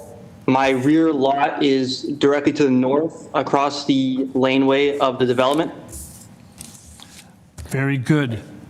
You'll have 2.5 minutes, and committee wants to hear from you. Please proceed. Thank you. I have a few issues with some of the variances that are brought up, specifically in Part 1, Item 9, the minimum required side yard setback being reduced from 1.2 meters to 0.46 meters. I am concerned about the turn radius into our lot to access parking, and we've seen a case similar where the setback was cut down further down the laneway, and turning radius around the laneway is very difficult, and I don't think that this will have a positive impact on our property. Moreover, on, again, Part 1, items 11, 12, and on Part 2, items 12 and 13 regarding the height of the exterior walls, pushing it from 7.5 meters to roughly 10 meters. I'm concerned about the impact that would have on my property, both regarding the solar sunlight access to my property and to my laneway, in which it is possible to develop a house on. And the lack of sunlight would cause us to increase our energy demand, because that sunlight is used to offset our heating in the wintertime, and that will have definitely an impact on our property and our financially even. So I definitely have issues with the increase in height. And lastly, I think it was addressed, but the parking spaces, items 13 on Part 1 and items 14 on Part 2, reducing the number of required parking spaces. I understand if the developer doesn't want to, abide by these parking requirements, but I don't think that these properties should be allowed to have street parking permits because of this variance. That's all. Thank you very much. Panel members, any questions for this speaker? I do have one. Did you see the proposal that Mr. Architect Race put forward showing the proposed parking layout at the back? So the reason I ask you is I visited the site, and the first thing I did was drive my car down the east-west laneway and then made the 90-degree turn onto the north-south portion of the laneway. And it is tight. but what the proposal shows there could be a slight improvement, could it not? My argument was not about that turn from the east-west to the north-south, but rather from the east-west onto my property. So turning into my lot to park my car. I see. Okay. It's already very tight, and there was a case further down in the same laneway where the home was built right to the property line, and concrete bollards were placed on the curb to prevent any cars hitting it. And I'm just concerned that something similar would occur here, where they are really pushing the bounds of their lot line, and it would make it exponentially harder for us to turn into our property. So it's already difficult for you, and you're concerned if anything happened that would make it even more difficult. Exactly. I know there was an old pickup truck parked there that looked like it hadn't moved. Well, the license registration was 2017. It obviously hadn't moved for 3 years. Do you have to negotiate that pickup truck every time you go in? No, my property is 627, so it's a lot closer to Howland Avenue. So I don't actually, I rarely pass that pickup truck. My issue is, again, just turning that that left-hand turn into my lot. I see now. Thank you. Okay. No problem. Thank you. Next speaker. If Maureen Irish is on the line, please identify yourself by name. Hi, it's Maureen Irish, 629 Davenport Road. I'm on the north side of the proposed development. I'm 10 feet across the laneway. Same issue with Michael. With my parking spot, I won't be able to get in my parking spot. It's a 2-car parking spot. So if I can't get in, that means we're going to be dumping my 2 cars onto, street parking. And then the fellow, Mr. Kotoff, who I've spoken to about this huge wall going there, he's like, oh, well, it's going to be 0.46 meters in. So then the other issue is that Mr. Kotoff has asked to have 4 parking spots. He's required to have 6 parking spots. There are 2 parking spots on the north side of the building and 1 for the south building. So that still makes less parking available, street parking available. So that's extra cars. Michael's my neighbor. He'll lose his 2 parking spots, and it's very difficult to get around that corner. I took it today with the pickup truck parked there, a car parked behind one of the houses and 2 cars parked opposite, and that's without the snow as well. My other concerns are that there are a number of variances that it feels to me that they're putting a large building on a smaller plot. The size of the 32-foot wall right behind me will have 14 windows, and the architect has said that those windows are required by bylaws. And then I'm wondering, why aren't there any windows on the south side of the window if there's a requirement of bylaws? I'm concerned about the density of the 2 pieces of property. Let's see. And that I think that it's being they're asking way too much for a neighborhood that we want to maintain as a family neighborhood, considering the high intensity of density that we're getting all along the DuPont corridor, condo, larger buildings, all the way, as far as I know, to Ossington and past Ossington, even to Lansdowne and further. So I think if we maintain these buildings as smaller buildings, they won't have to ask for any variances. A duplex for 4 units, make them family units, and that will, solve the issue of more family buildings in the neighborhood. We have lots of condos. We don't have small single-family units happening anymore, buildings. And I'm also concerned about the wall being right against, I'm not going to be able to go anywhere. We're not going to be able to get through that laneway, and it's a very difficult turn to make. So, and I don't want to lose my property, the value of my property to go down without my 2 parking spots and the property behind me increasing. It seems to be putting more money in someone else's pocket and taking money out of my pocket when the time comes where I want to sell my home. Okay, so you're at 629 Davenport. I'm 629. I'm the first house in off of Howland. So could you, I'm just trying to visualize why the parking proposed will make it more difficult for you to make the turn into your lot. Are you talking about coming south on the laneway? How does it make it more difficult for you to turn in? I'm going west on the to my laneway. It's the wall. It's the wall that will make it difficult for me to. Oh, it's the wall on the east-west portion of the lane. Okay, and that's where the tree is now. There's the horse chestnut tree in the middle of the lawn, but there's also a ginkgo tree or something right smack dab.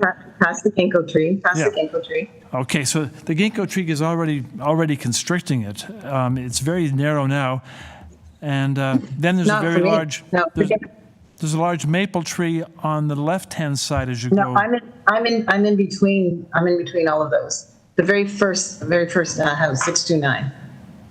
So I'm past the ginkgo tree, and I can get around that.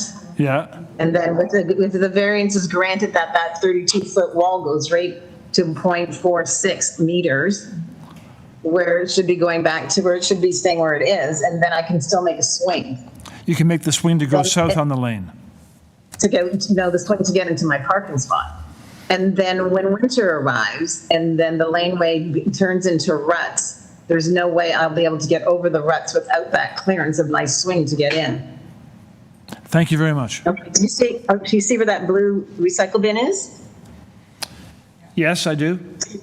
Okay, so you've got the visual. Okay, thank you.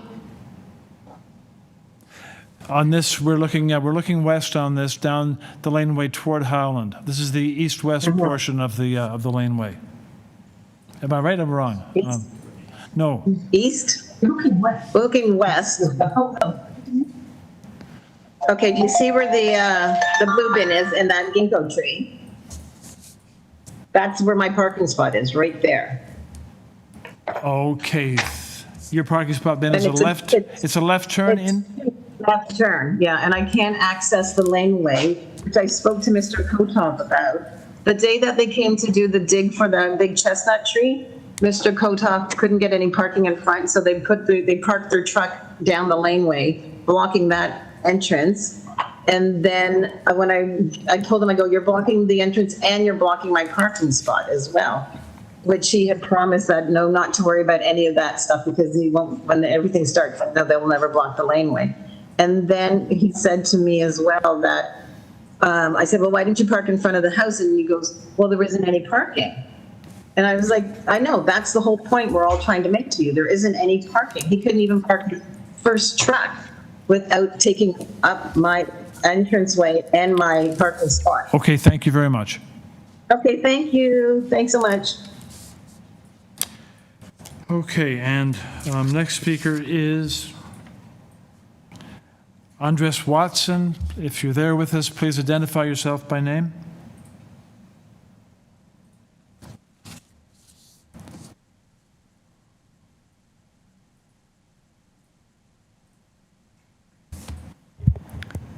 Mr. Watson, you're unmuted, so try speaking into the microphone.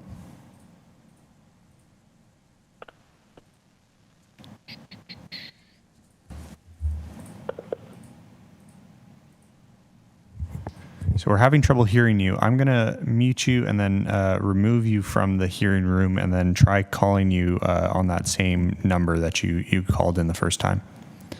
Give that a try.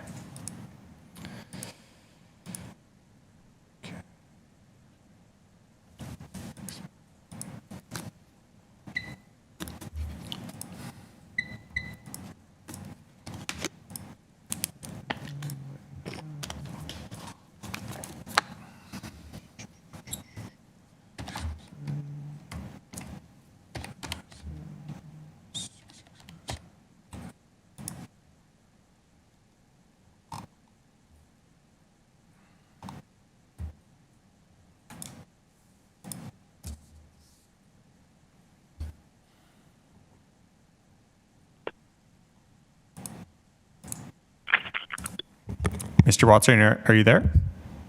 Yes. It's the Committee of Adjustment? Yes, but am I online to everybody? Sorry. Yes.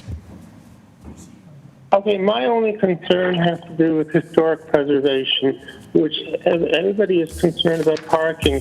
I don't think that what is being built either fits into that neighborhood. It's the first house on that stretch of Howland that they want to demolish the existing house. I think that they should build another house that looks the same and preserve the neighborhood the way it is at the moment. I don't think that the concerns that everybody has brought up, I agree with. I think the house is too big that they want. I agree with the neighbors at 365 and with Maureen about the parking. It's just that historic preservation never comes into play. The aesthetics. Thank you very much. Yeah, that's my concern. Are there questions of this speaker by the committee?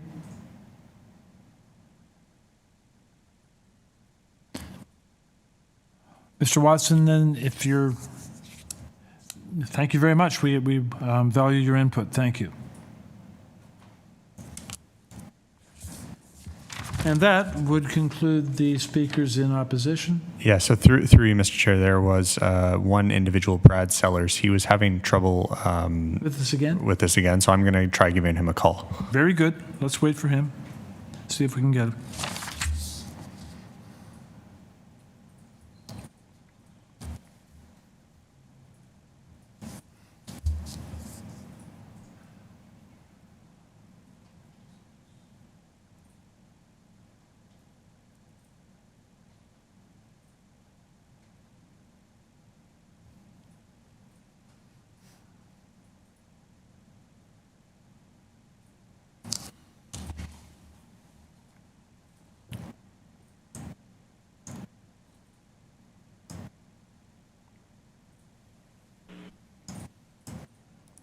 Hello, this is Brad Sellers.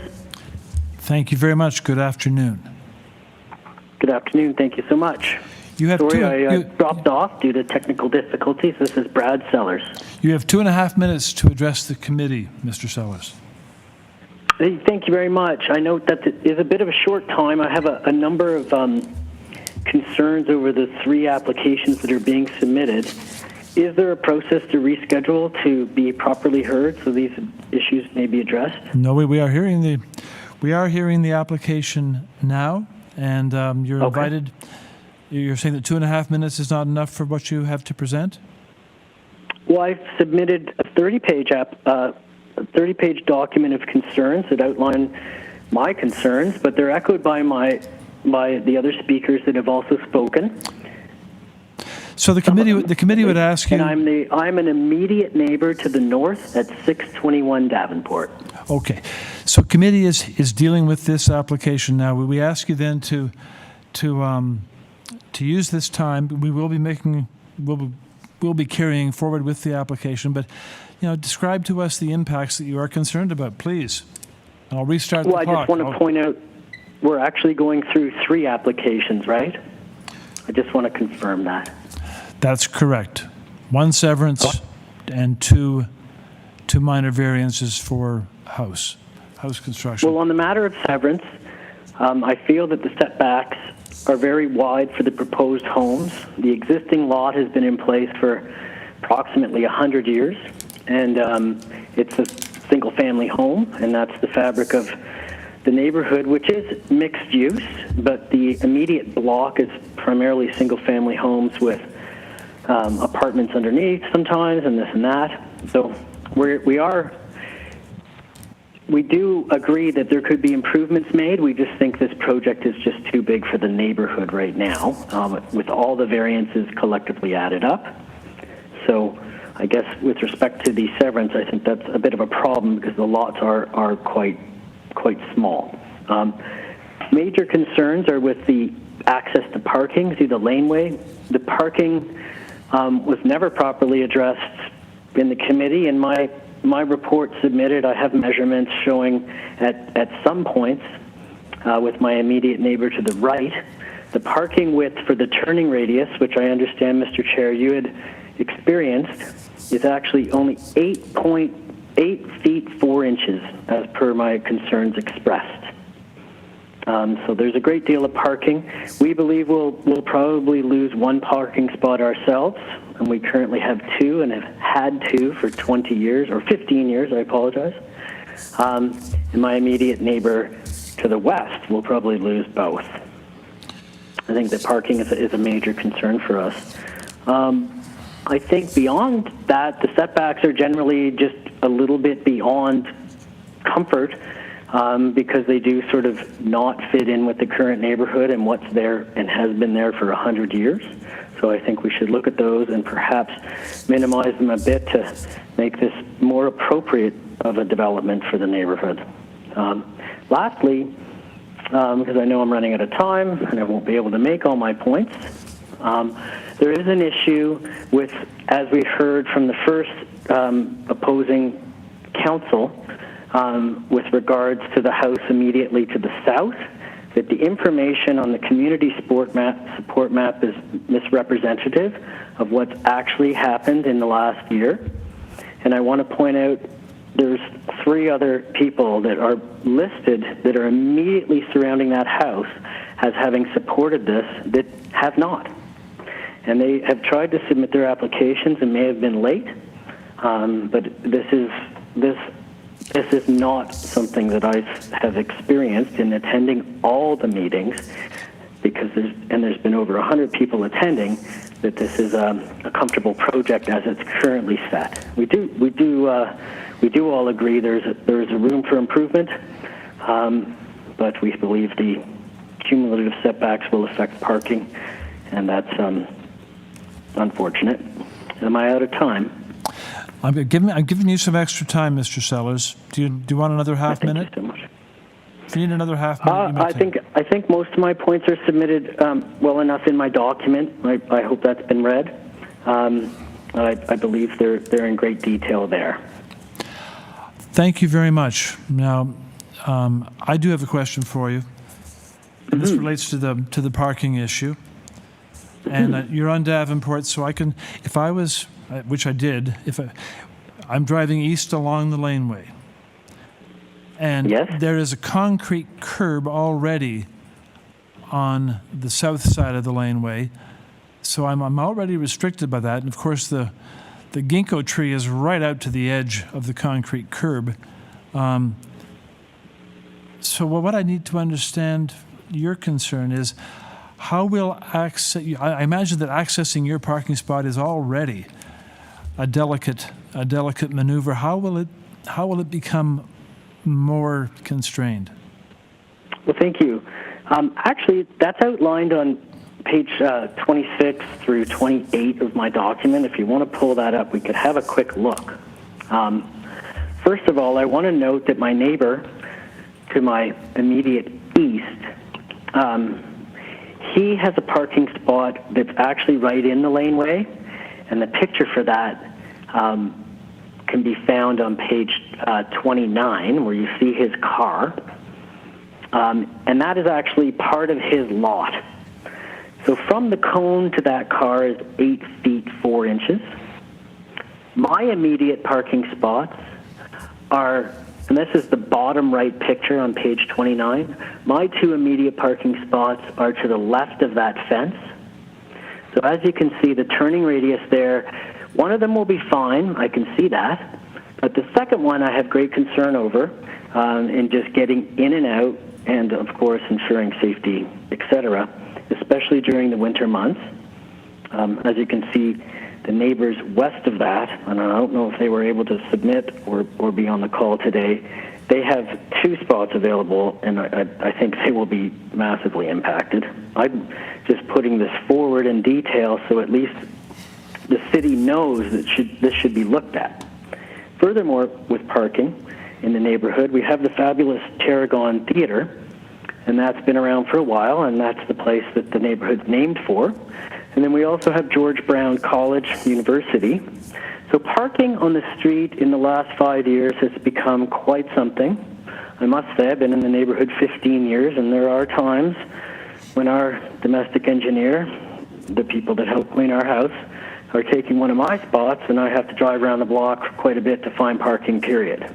So the fact that the current configuration of the single-family home, which I note are in great short demand in Toronto,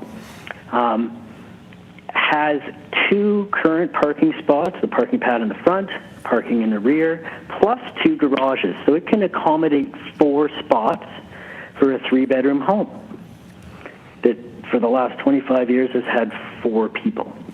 We're going to increase up to upwards around 30 people with this new development with 4 spots. Parking is, while housing is always a concern in Toronto and major markets, parking is also a problem in the city. So I hope that helps. It does help. Thank you. Thank you very much. Any other questions? I'll see if any of my fellow members have questions for you. Any questions for this gentleman, panel members? I'll just weigh in here a little bit. I'm just kind of curious. Chair, you touched on the question that I had, which was about some of the current constraints. Seems like a lot of concerns about parking from adjacent neighbors. And that curb, that concrete curb would appear to me anyways to already limit people's ability to bring in a car in and make sharp right or left-hand turns into their parking spot. But I am wondering, it looks like a lot of the access to parking in the laneway is contingent on cars kind of cutting corners or using parts of empty spots that may or may not be on private land already. So I'm just curious, and I don't know who can answer this question, but when you're on a laneway, are you not kind of restricted to staying on the paved portion of laneway, which is what the official right-of-way would be? I don't know who I'm asking that question to, but I'm just a little bit concerned that people's familiarity with parking depends on them kind of using the edges of the laneway.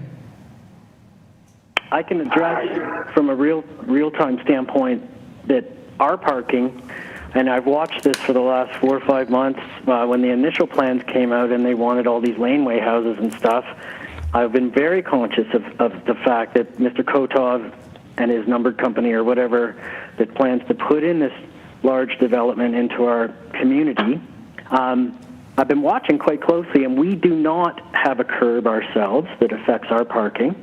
And we can get in and out currently just without going on his property with multiple turns.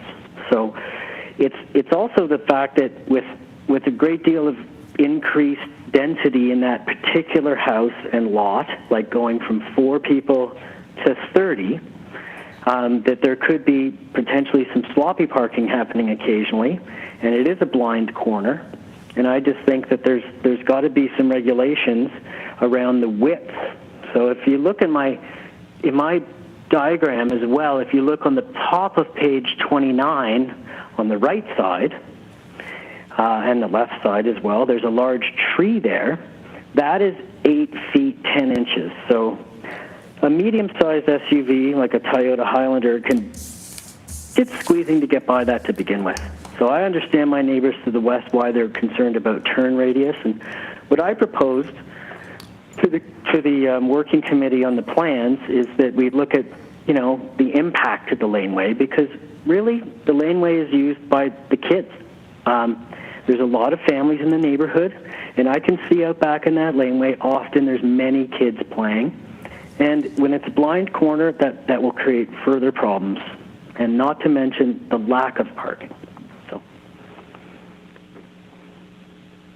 Thank you. But I've put that all in my beautiful document, so I hope it helps to at least raise the issues that need to be at least addressed in an open, transparent fashion. It's clear to me the supporting map is fraud. Like, there's people they say support it that don't, and we've heard from one of them today.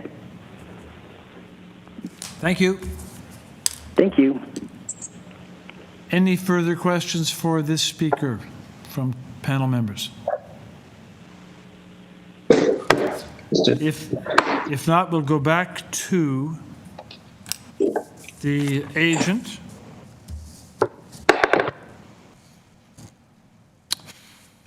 And is the agent with us again, Mr. Race? Yes, hello. Okay, so quite a number of concerns raised there. Themes in common, of course. The parking issue, as it impacts other lots on a very narrow lane by the length of the proposed part one, the north portion. And then historic preservation, also an issue.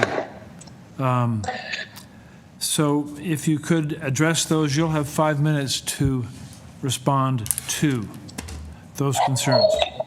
I will try in 5 minutes. So the first point I would like to make is that the letter of support we received with the 34 signatures was not prepared by us. That was prepared by the community liaison who was working with the councillor's office and all of the neighborhood members to prepare it. We just received that, and do not need to misinterpret anyone's support. With respect to the parking, I think committee members put on it well. There is an existing curb and tree and fence and shed that currently make turning to the properties to the north more restrictive than our proposal will create when it's completed. So we are improving the turning radius for the lots to the north. And as you can see, we're not proposing any structures at the rear corner of our property, so that will remain the current accessible portion that it is and only be improved. The next point was with respect to the neighbor to the south, 365 Howland. So their signature of support on the community letter, I believe, is from the tenants who live there. That building is not owner occupied, and we did not get a response from the landlord. So we only got support from the tenants who do rent there. The comment from the planner they hired with respect to depth of our building, they're correct that we are slightly deeper than their house, but this must be viewed in context. I would suggest bringing up the committee adjustment map that shows the broader neighborhood. We are less deep than a significant majority of houses along the block. 5 houses down, we're a foot shallower than they are. But beyond that, we're up to 15 feet shallower than some of the deep lots on the street. So we absolutely conform to the precedents set by the built character in the neighborhood, and we don't think we're too deep by any means. And it must be taken in context that the house immediately beside us does not fit the character like our proposal does. The only other comment I have was also with respect to 365's representative. They mentioned an issue of variance with respect from the center line of the laneway. We do not believe that applies here. We've had 5 zoning variances, or sorry, zoning notices prepared by the city. And we've reviewed this every way possible, and we defer to their list of variances that are currently in front of you. Happy to answer any other questions if I missed anything. Thank you very much. Panel members, questions for the agent? Yes, I have one questions. The planning report has requested that you would to protect the horse chestnut tree. Do you agree with that? Absolutely. We spend months working with urban forestry to ensure our application is respectful of the tree. We're very happy to comply with that. It's also a condition from forestry. We're happy with that too. I've got several questions. The first is from the applicant. Do you have a lot study that shows what is the existing lot frontage for along this street? And how does your proposed reduction in lot frontage fit with the character on that street? Absolutely. So If the manager could pull up the context map or page 6 of our brief that we submitted, we are set farther back from the street than the majority of houses along Howland, including the immediately adjacent neighbor, 371 Howland. Hopefully we can see this here. So you can see the house immediately to the north of us is a couple meters closer to Howland than we are. We're back beyond 367, 355, and we've worked to mediate the differential between the setback of our two neighbors. So we think that our front yard setback actually does quite a good job of reconciling the various setbacks adjacent to us. Yes, sorry, I was referring to the lot frontage. You're proposing to sever the existing lot. Oh, I apologize. Yes, so I haven't seen any information provided which provides a planning rationale for the reduced lot frontage. Yes, so that's actually in the report submitted by community planning. They make reference to a number of lots that are narrower than the 2 lots we are proposing. I did see that, and I found that information was not useful. It didn't provide a listing of the individual addresses along the street to know how many properties along the street are of what lot frontage size. So I have no sense whether this particular severance fits with the context of that street. Right. Our number is there are 12 lots on the property that are narrower. Specifically, I'll point out 368, 366, and 364 immediately across the street. There's also 342, 340, 338, 328, 326, 343, 341. So it is a prevalent character to have lots of this width on the street and the surrounding streets. And just to clarify, all those lots you mentioned are of a frontage less than 6 meters? Yes, equal to or less than, correct. Equal to is one thing, less than is something else. So without having a lot study done, I really don't have information to support, in my mind, a reduced lot frontage.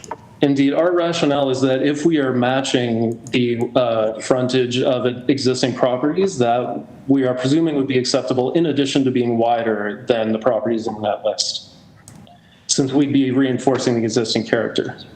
There are also several properties adjacent on Davenport, 627, 625, 621, 631, that are immediately adjacent to us that are narrower than we are. Narrower, not equal, narrower. My second question was, how does the dwelling unit type, semi-detached triplex, fit in with the prevailing character of the street? Yeah, so there is a very prevalent character of multi-unit buildings, specifically across the street. So a good example is 368, 366, and 364. Those are multi-unit row houses. Which one, sorry? 366 is 3 units, 368 is 3. Yeah, so those 366 and 368 are both triplexes. The building on the corner of Howland and Davenport is an apartment building. And in general, multi-unit buildings are a prevailing character in this neighborhood. It is fairly dense. We're not seeking a variance for a number of units.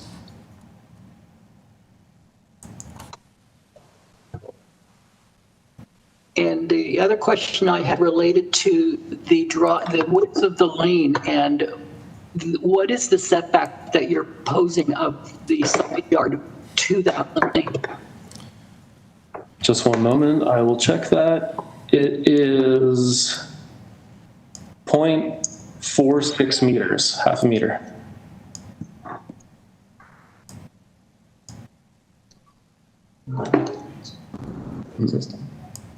And just to reinforce, the existing shed and fence are closer than that current setback,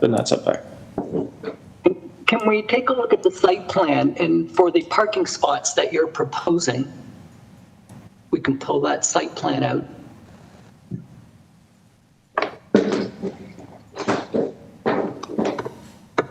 Okay, so there are, you're showing possibly 3 or possibly 4 parking spaces. How do vehicles access those 2 parking spaces right at the corner? So they would access them from the laneway, presumably the north-south run, although the very north parking space could also slide in from the laneway to the north. So are they going around the curve and coming down to get access to the parking spaces, or are they coming directly off of the first part of the laneway? Either or. This laneway has 2 entrances onto Howland, so they could drive up from the south and front in, or in from the north and back in. Okay, because I note that the one spot at the corner, they would not be able to access that parking space going around the curb if there's a vehicle parked in the second parking space, or you know. No, so there's currently no curb or any kind of impediment around the entire back corner of the lot, so they would have access to drive over the side lot line or the rear lot line. In addition to the laneway itself, that would probably be the easiest spot to access, actually. Okay. And I do also want to suggest these are the areas we've shown are municipally sized parking spaces. So a car will have significant space around it within these rectangles we've drawn, either for people to have the turning radius in the lane or have room to move the car into the spot. All right, thank you. Thank you. Okay, panel members? So I'll just play in just very quickly. I don't want to flog a dead horse on this one, but we've heard a lot of concern from surrounding neighbors about parking. So I just want to be abundantly clear from the agent about what he's saying, is that the way that the new building will be constructed will actually afford more space in that laneway than currently exists with the shed and the fence. Is that what I'm hearing you say? That is correct. We are effectively doubling the number of parking spaces available in this land. Right. So the way you're configuring this building shouldn't, or at least the way I look at it, doesn't appear to be harder than currently for those folks on Davenport who seem to be concerned about their ability to turn their car into their parking spot. Correct. We've attempted to improve their access in addition to our own access to parking.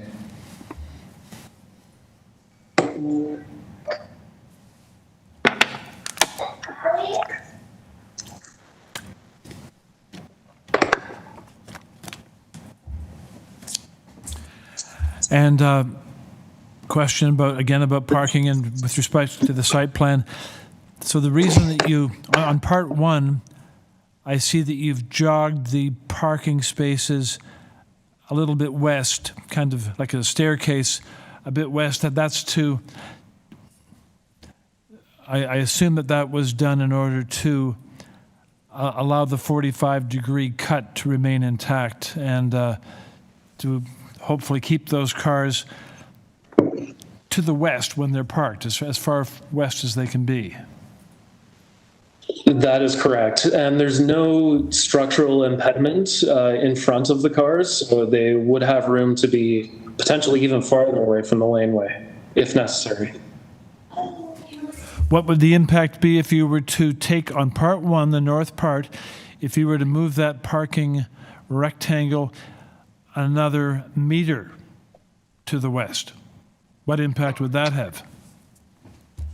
For us, it would have no impact. That would be perfectly possible. But when I think about it, even doing that, however, doing that when I think about it, doesn't improve the access to the lots that abut the lane from Davenport. Okay, thank you. I agree with that. It would also affect our percentage of soft landscaping that the zoning department has calculated. Right, okay, it would do that too. Further questions of the applicant? If there are none, I think we can take the application into committee for discussion, comment, and a motion.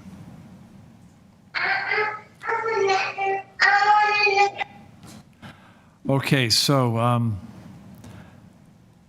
shall we begin? Mr. Solomon, do you care to offer any comments on this application?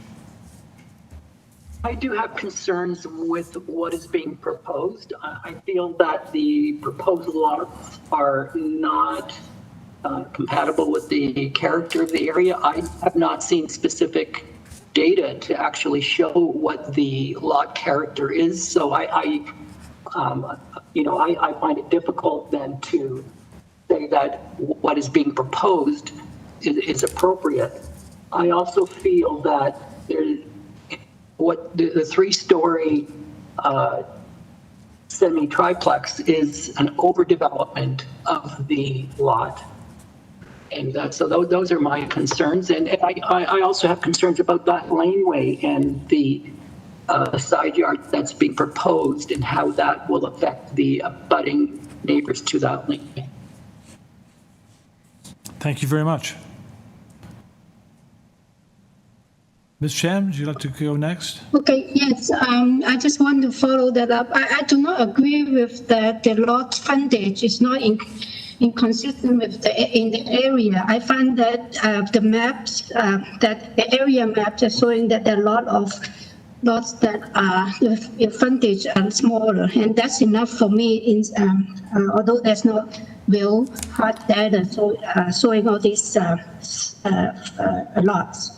And also, I do agree with Larry asking the question that the parking and going into the laneway is actually going to be improved. And I am convinced with that because the restrictions are already there with the curb, with the tree.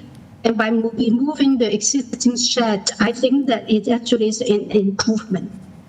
And I actually know the area quite well. And there's a lot of mixed use, different types of residential and commercial and property. I do not think that it's our contest. I do support the application. Thank you very much. Yeah. Mr. Clay?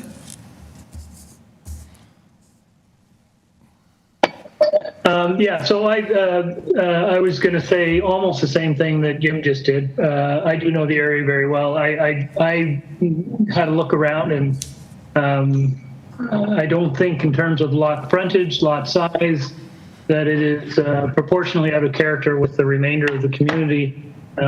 This is an area that is adjacent to a couple of fairly significant RTO routes that has transit, has other things, amenities.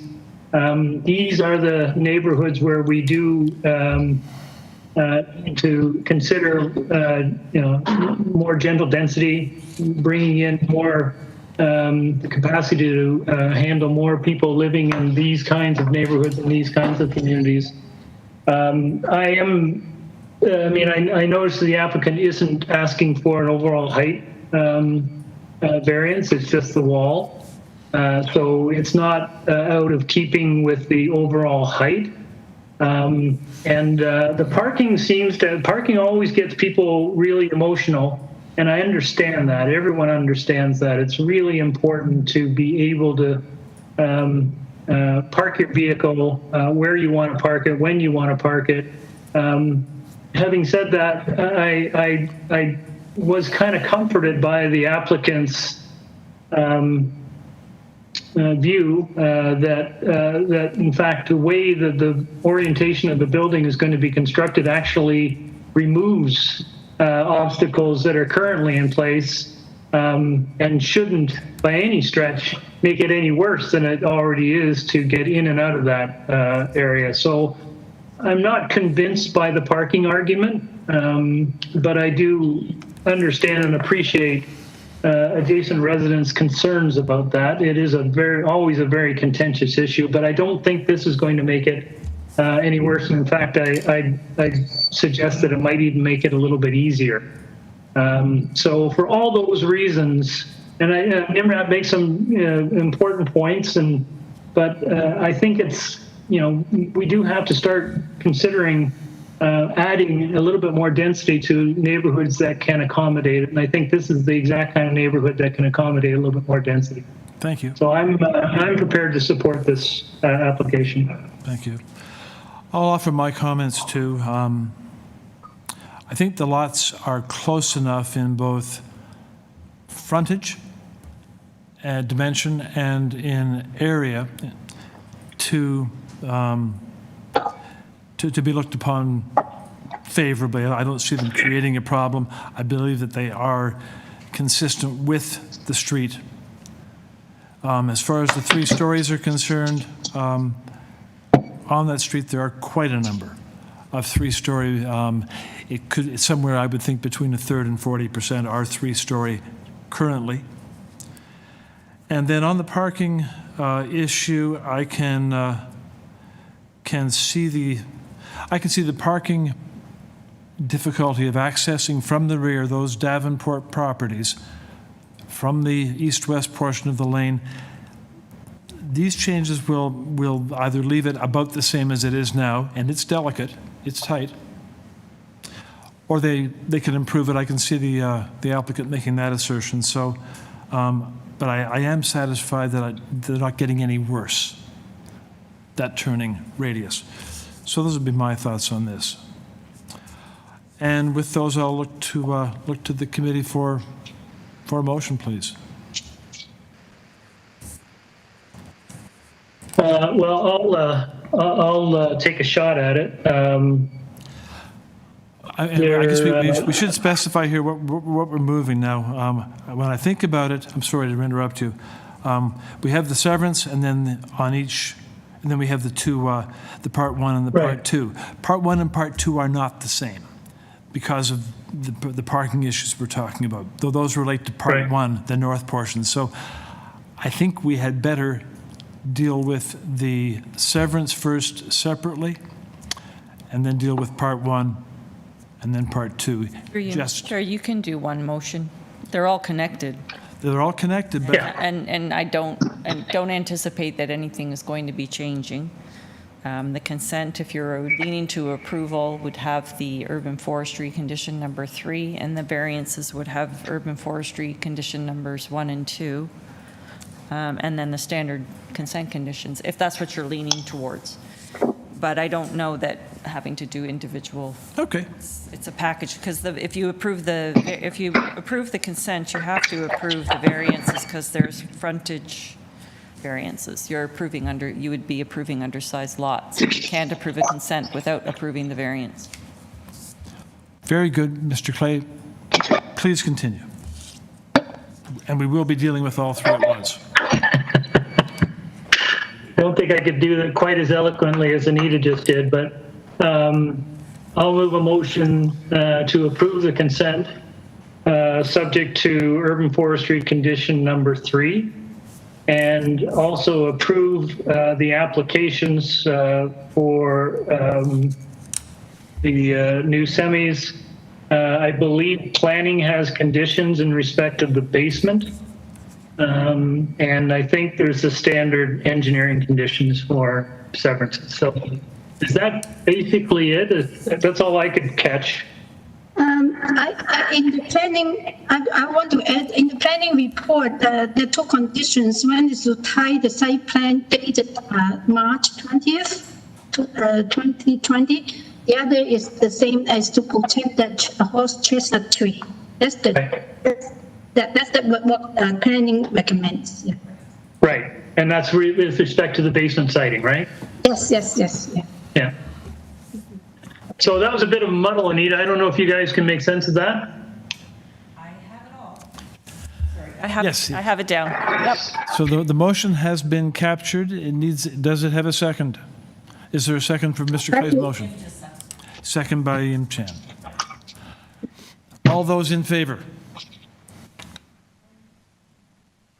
Those opposed? Mr. Solomon is opposed. The motion is carried, and the severance and the two applications are approved as laid out. Thank you. And with that, the committee moves on to number 37, 308 Cedarvale, which is the last item on our agenda today.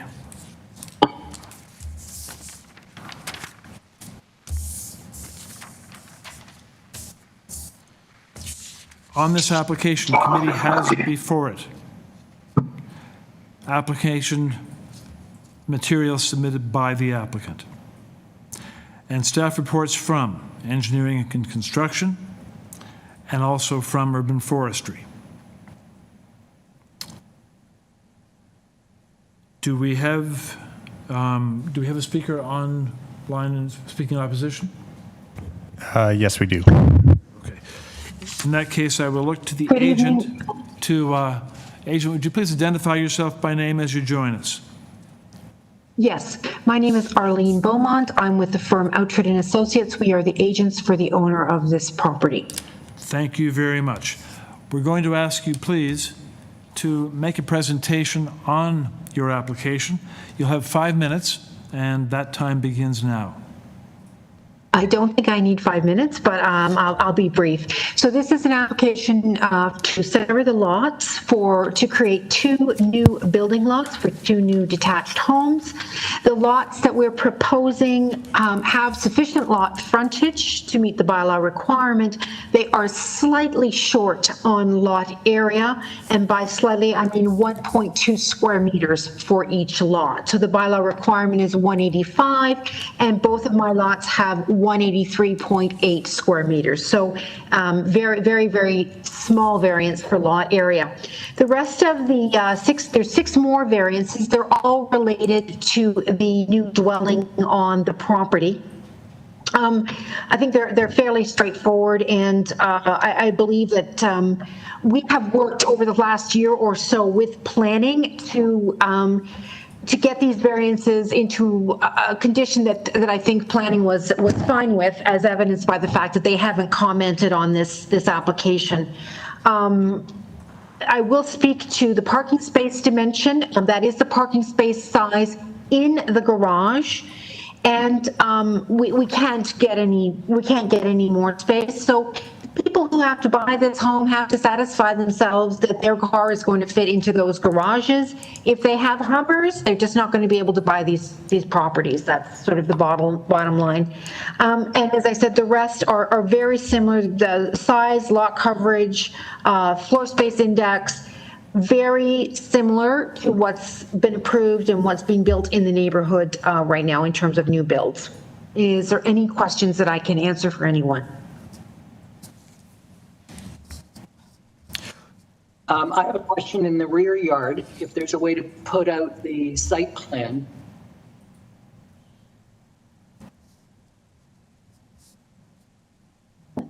So my question related to the proposed new houses appear to extend far behind the adjacent houses on the adjacent lots. And so have you heard from the adjacent landowners, and are there any issues that you've heard from? Yes, my client did take the plans. He spoke to the people on either side, the homeowners on either side. Neither one of them had an issue with the proposal.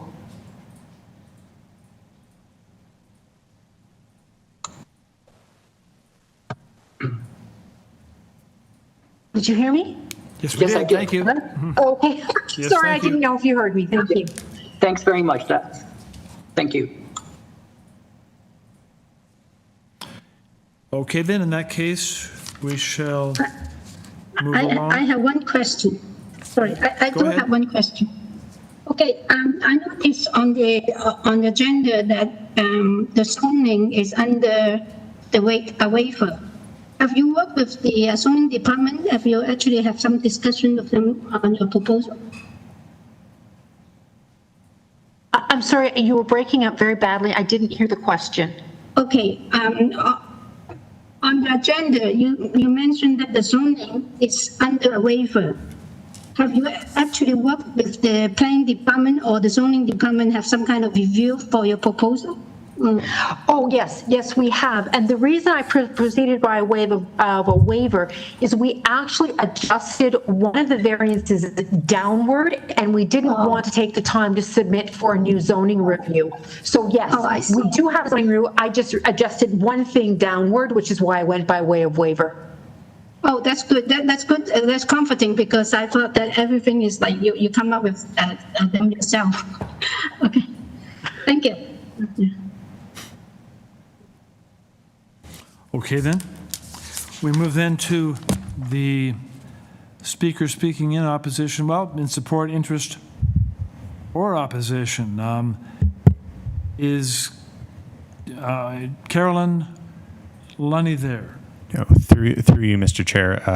They were in the hearing, but they left, and then I tried calling them back, and they did not pick up. Didn't respond? No.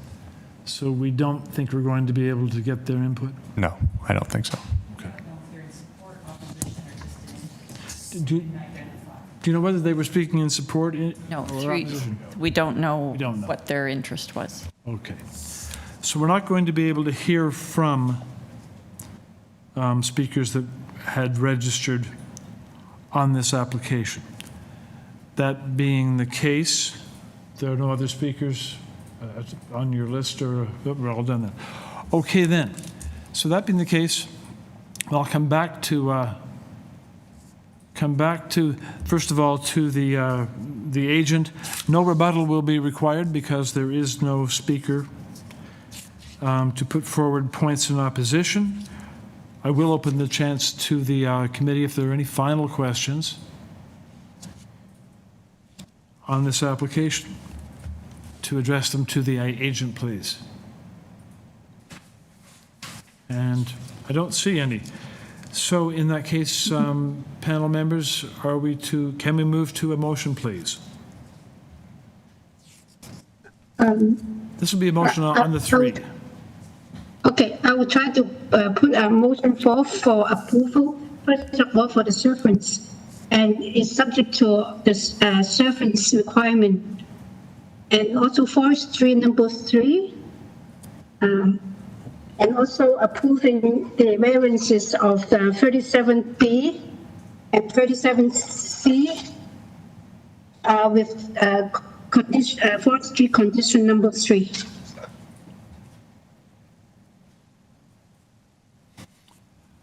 Very good. Thank you. Motion put forward. Is there a second to that motion? Seconded by Mr. Solomon. Very good. Motion then before the committee to approve. All those in favor? And the motion's carried. The severances and applications are approved, and committee comes to the end of its agenda. Thank you very much. Thank you very much. So we're at the end of our agenda, and I want to thank panel members for very good work, and I will terminate the hearing at this point. Thank you. We are terminating at 6:10 p.m. See you, folks.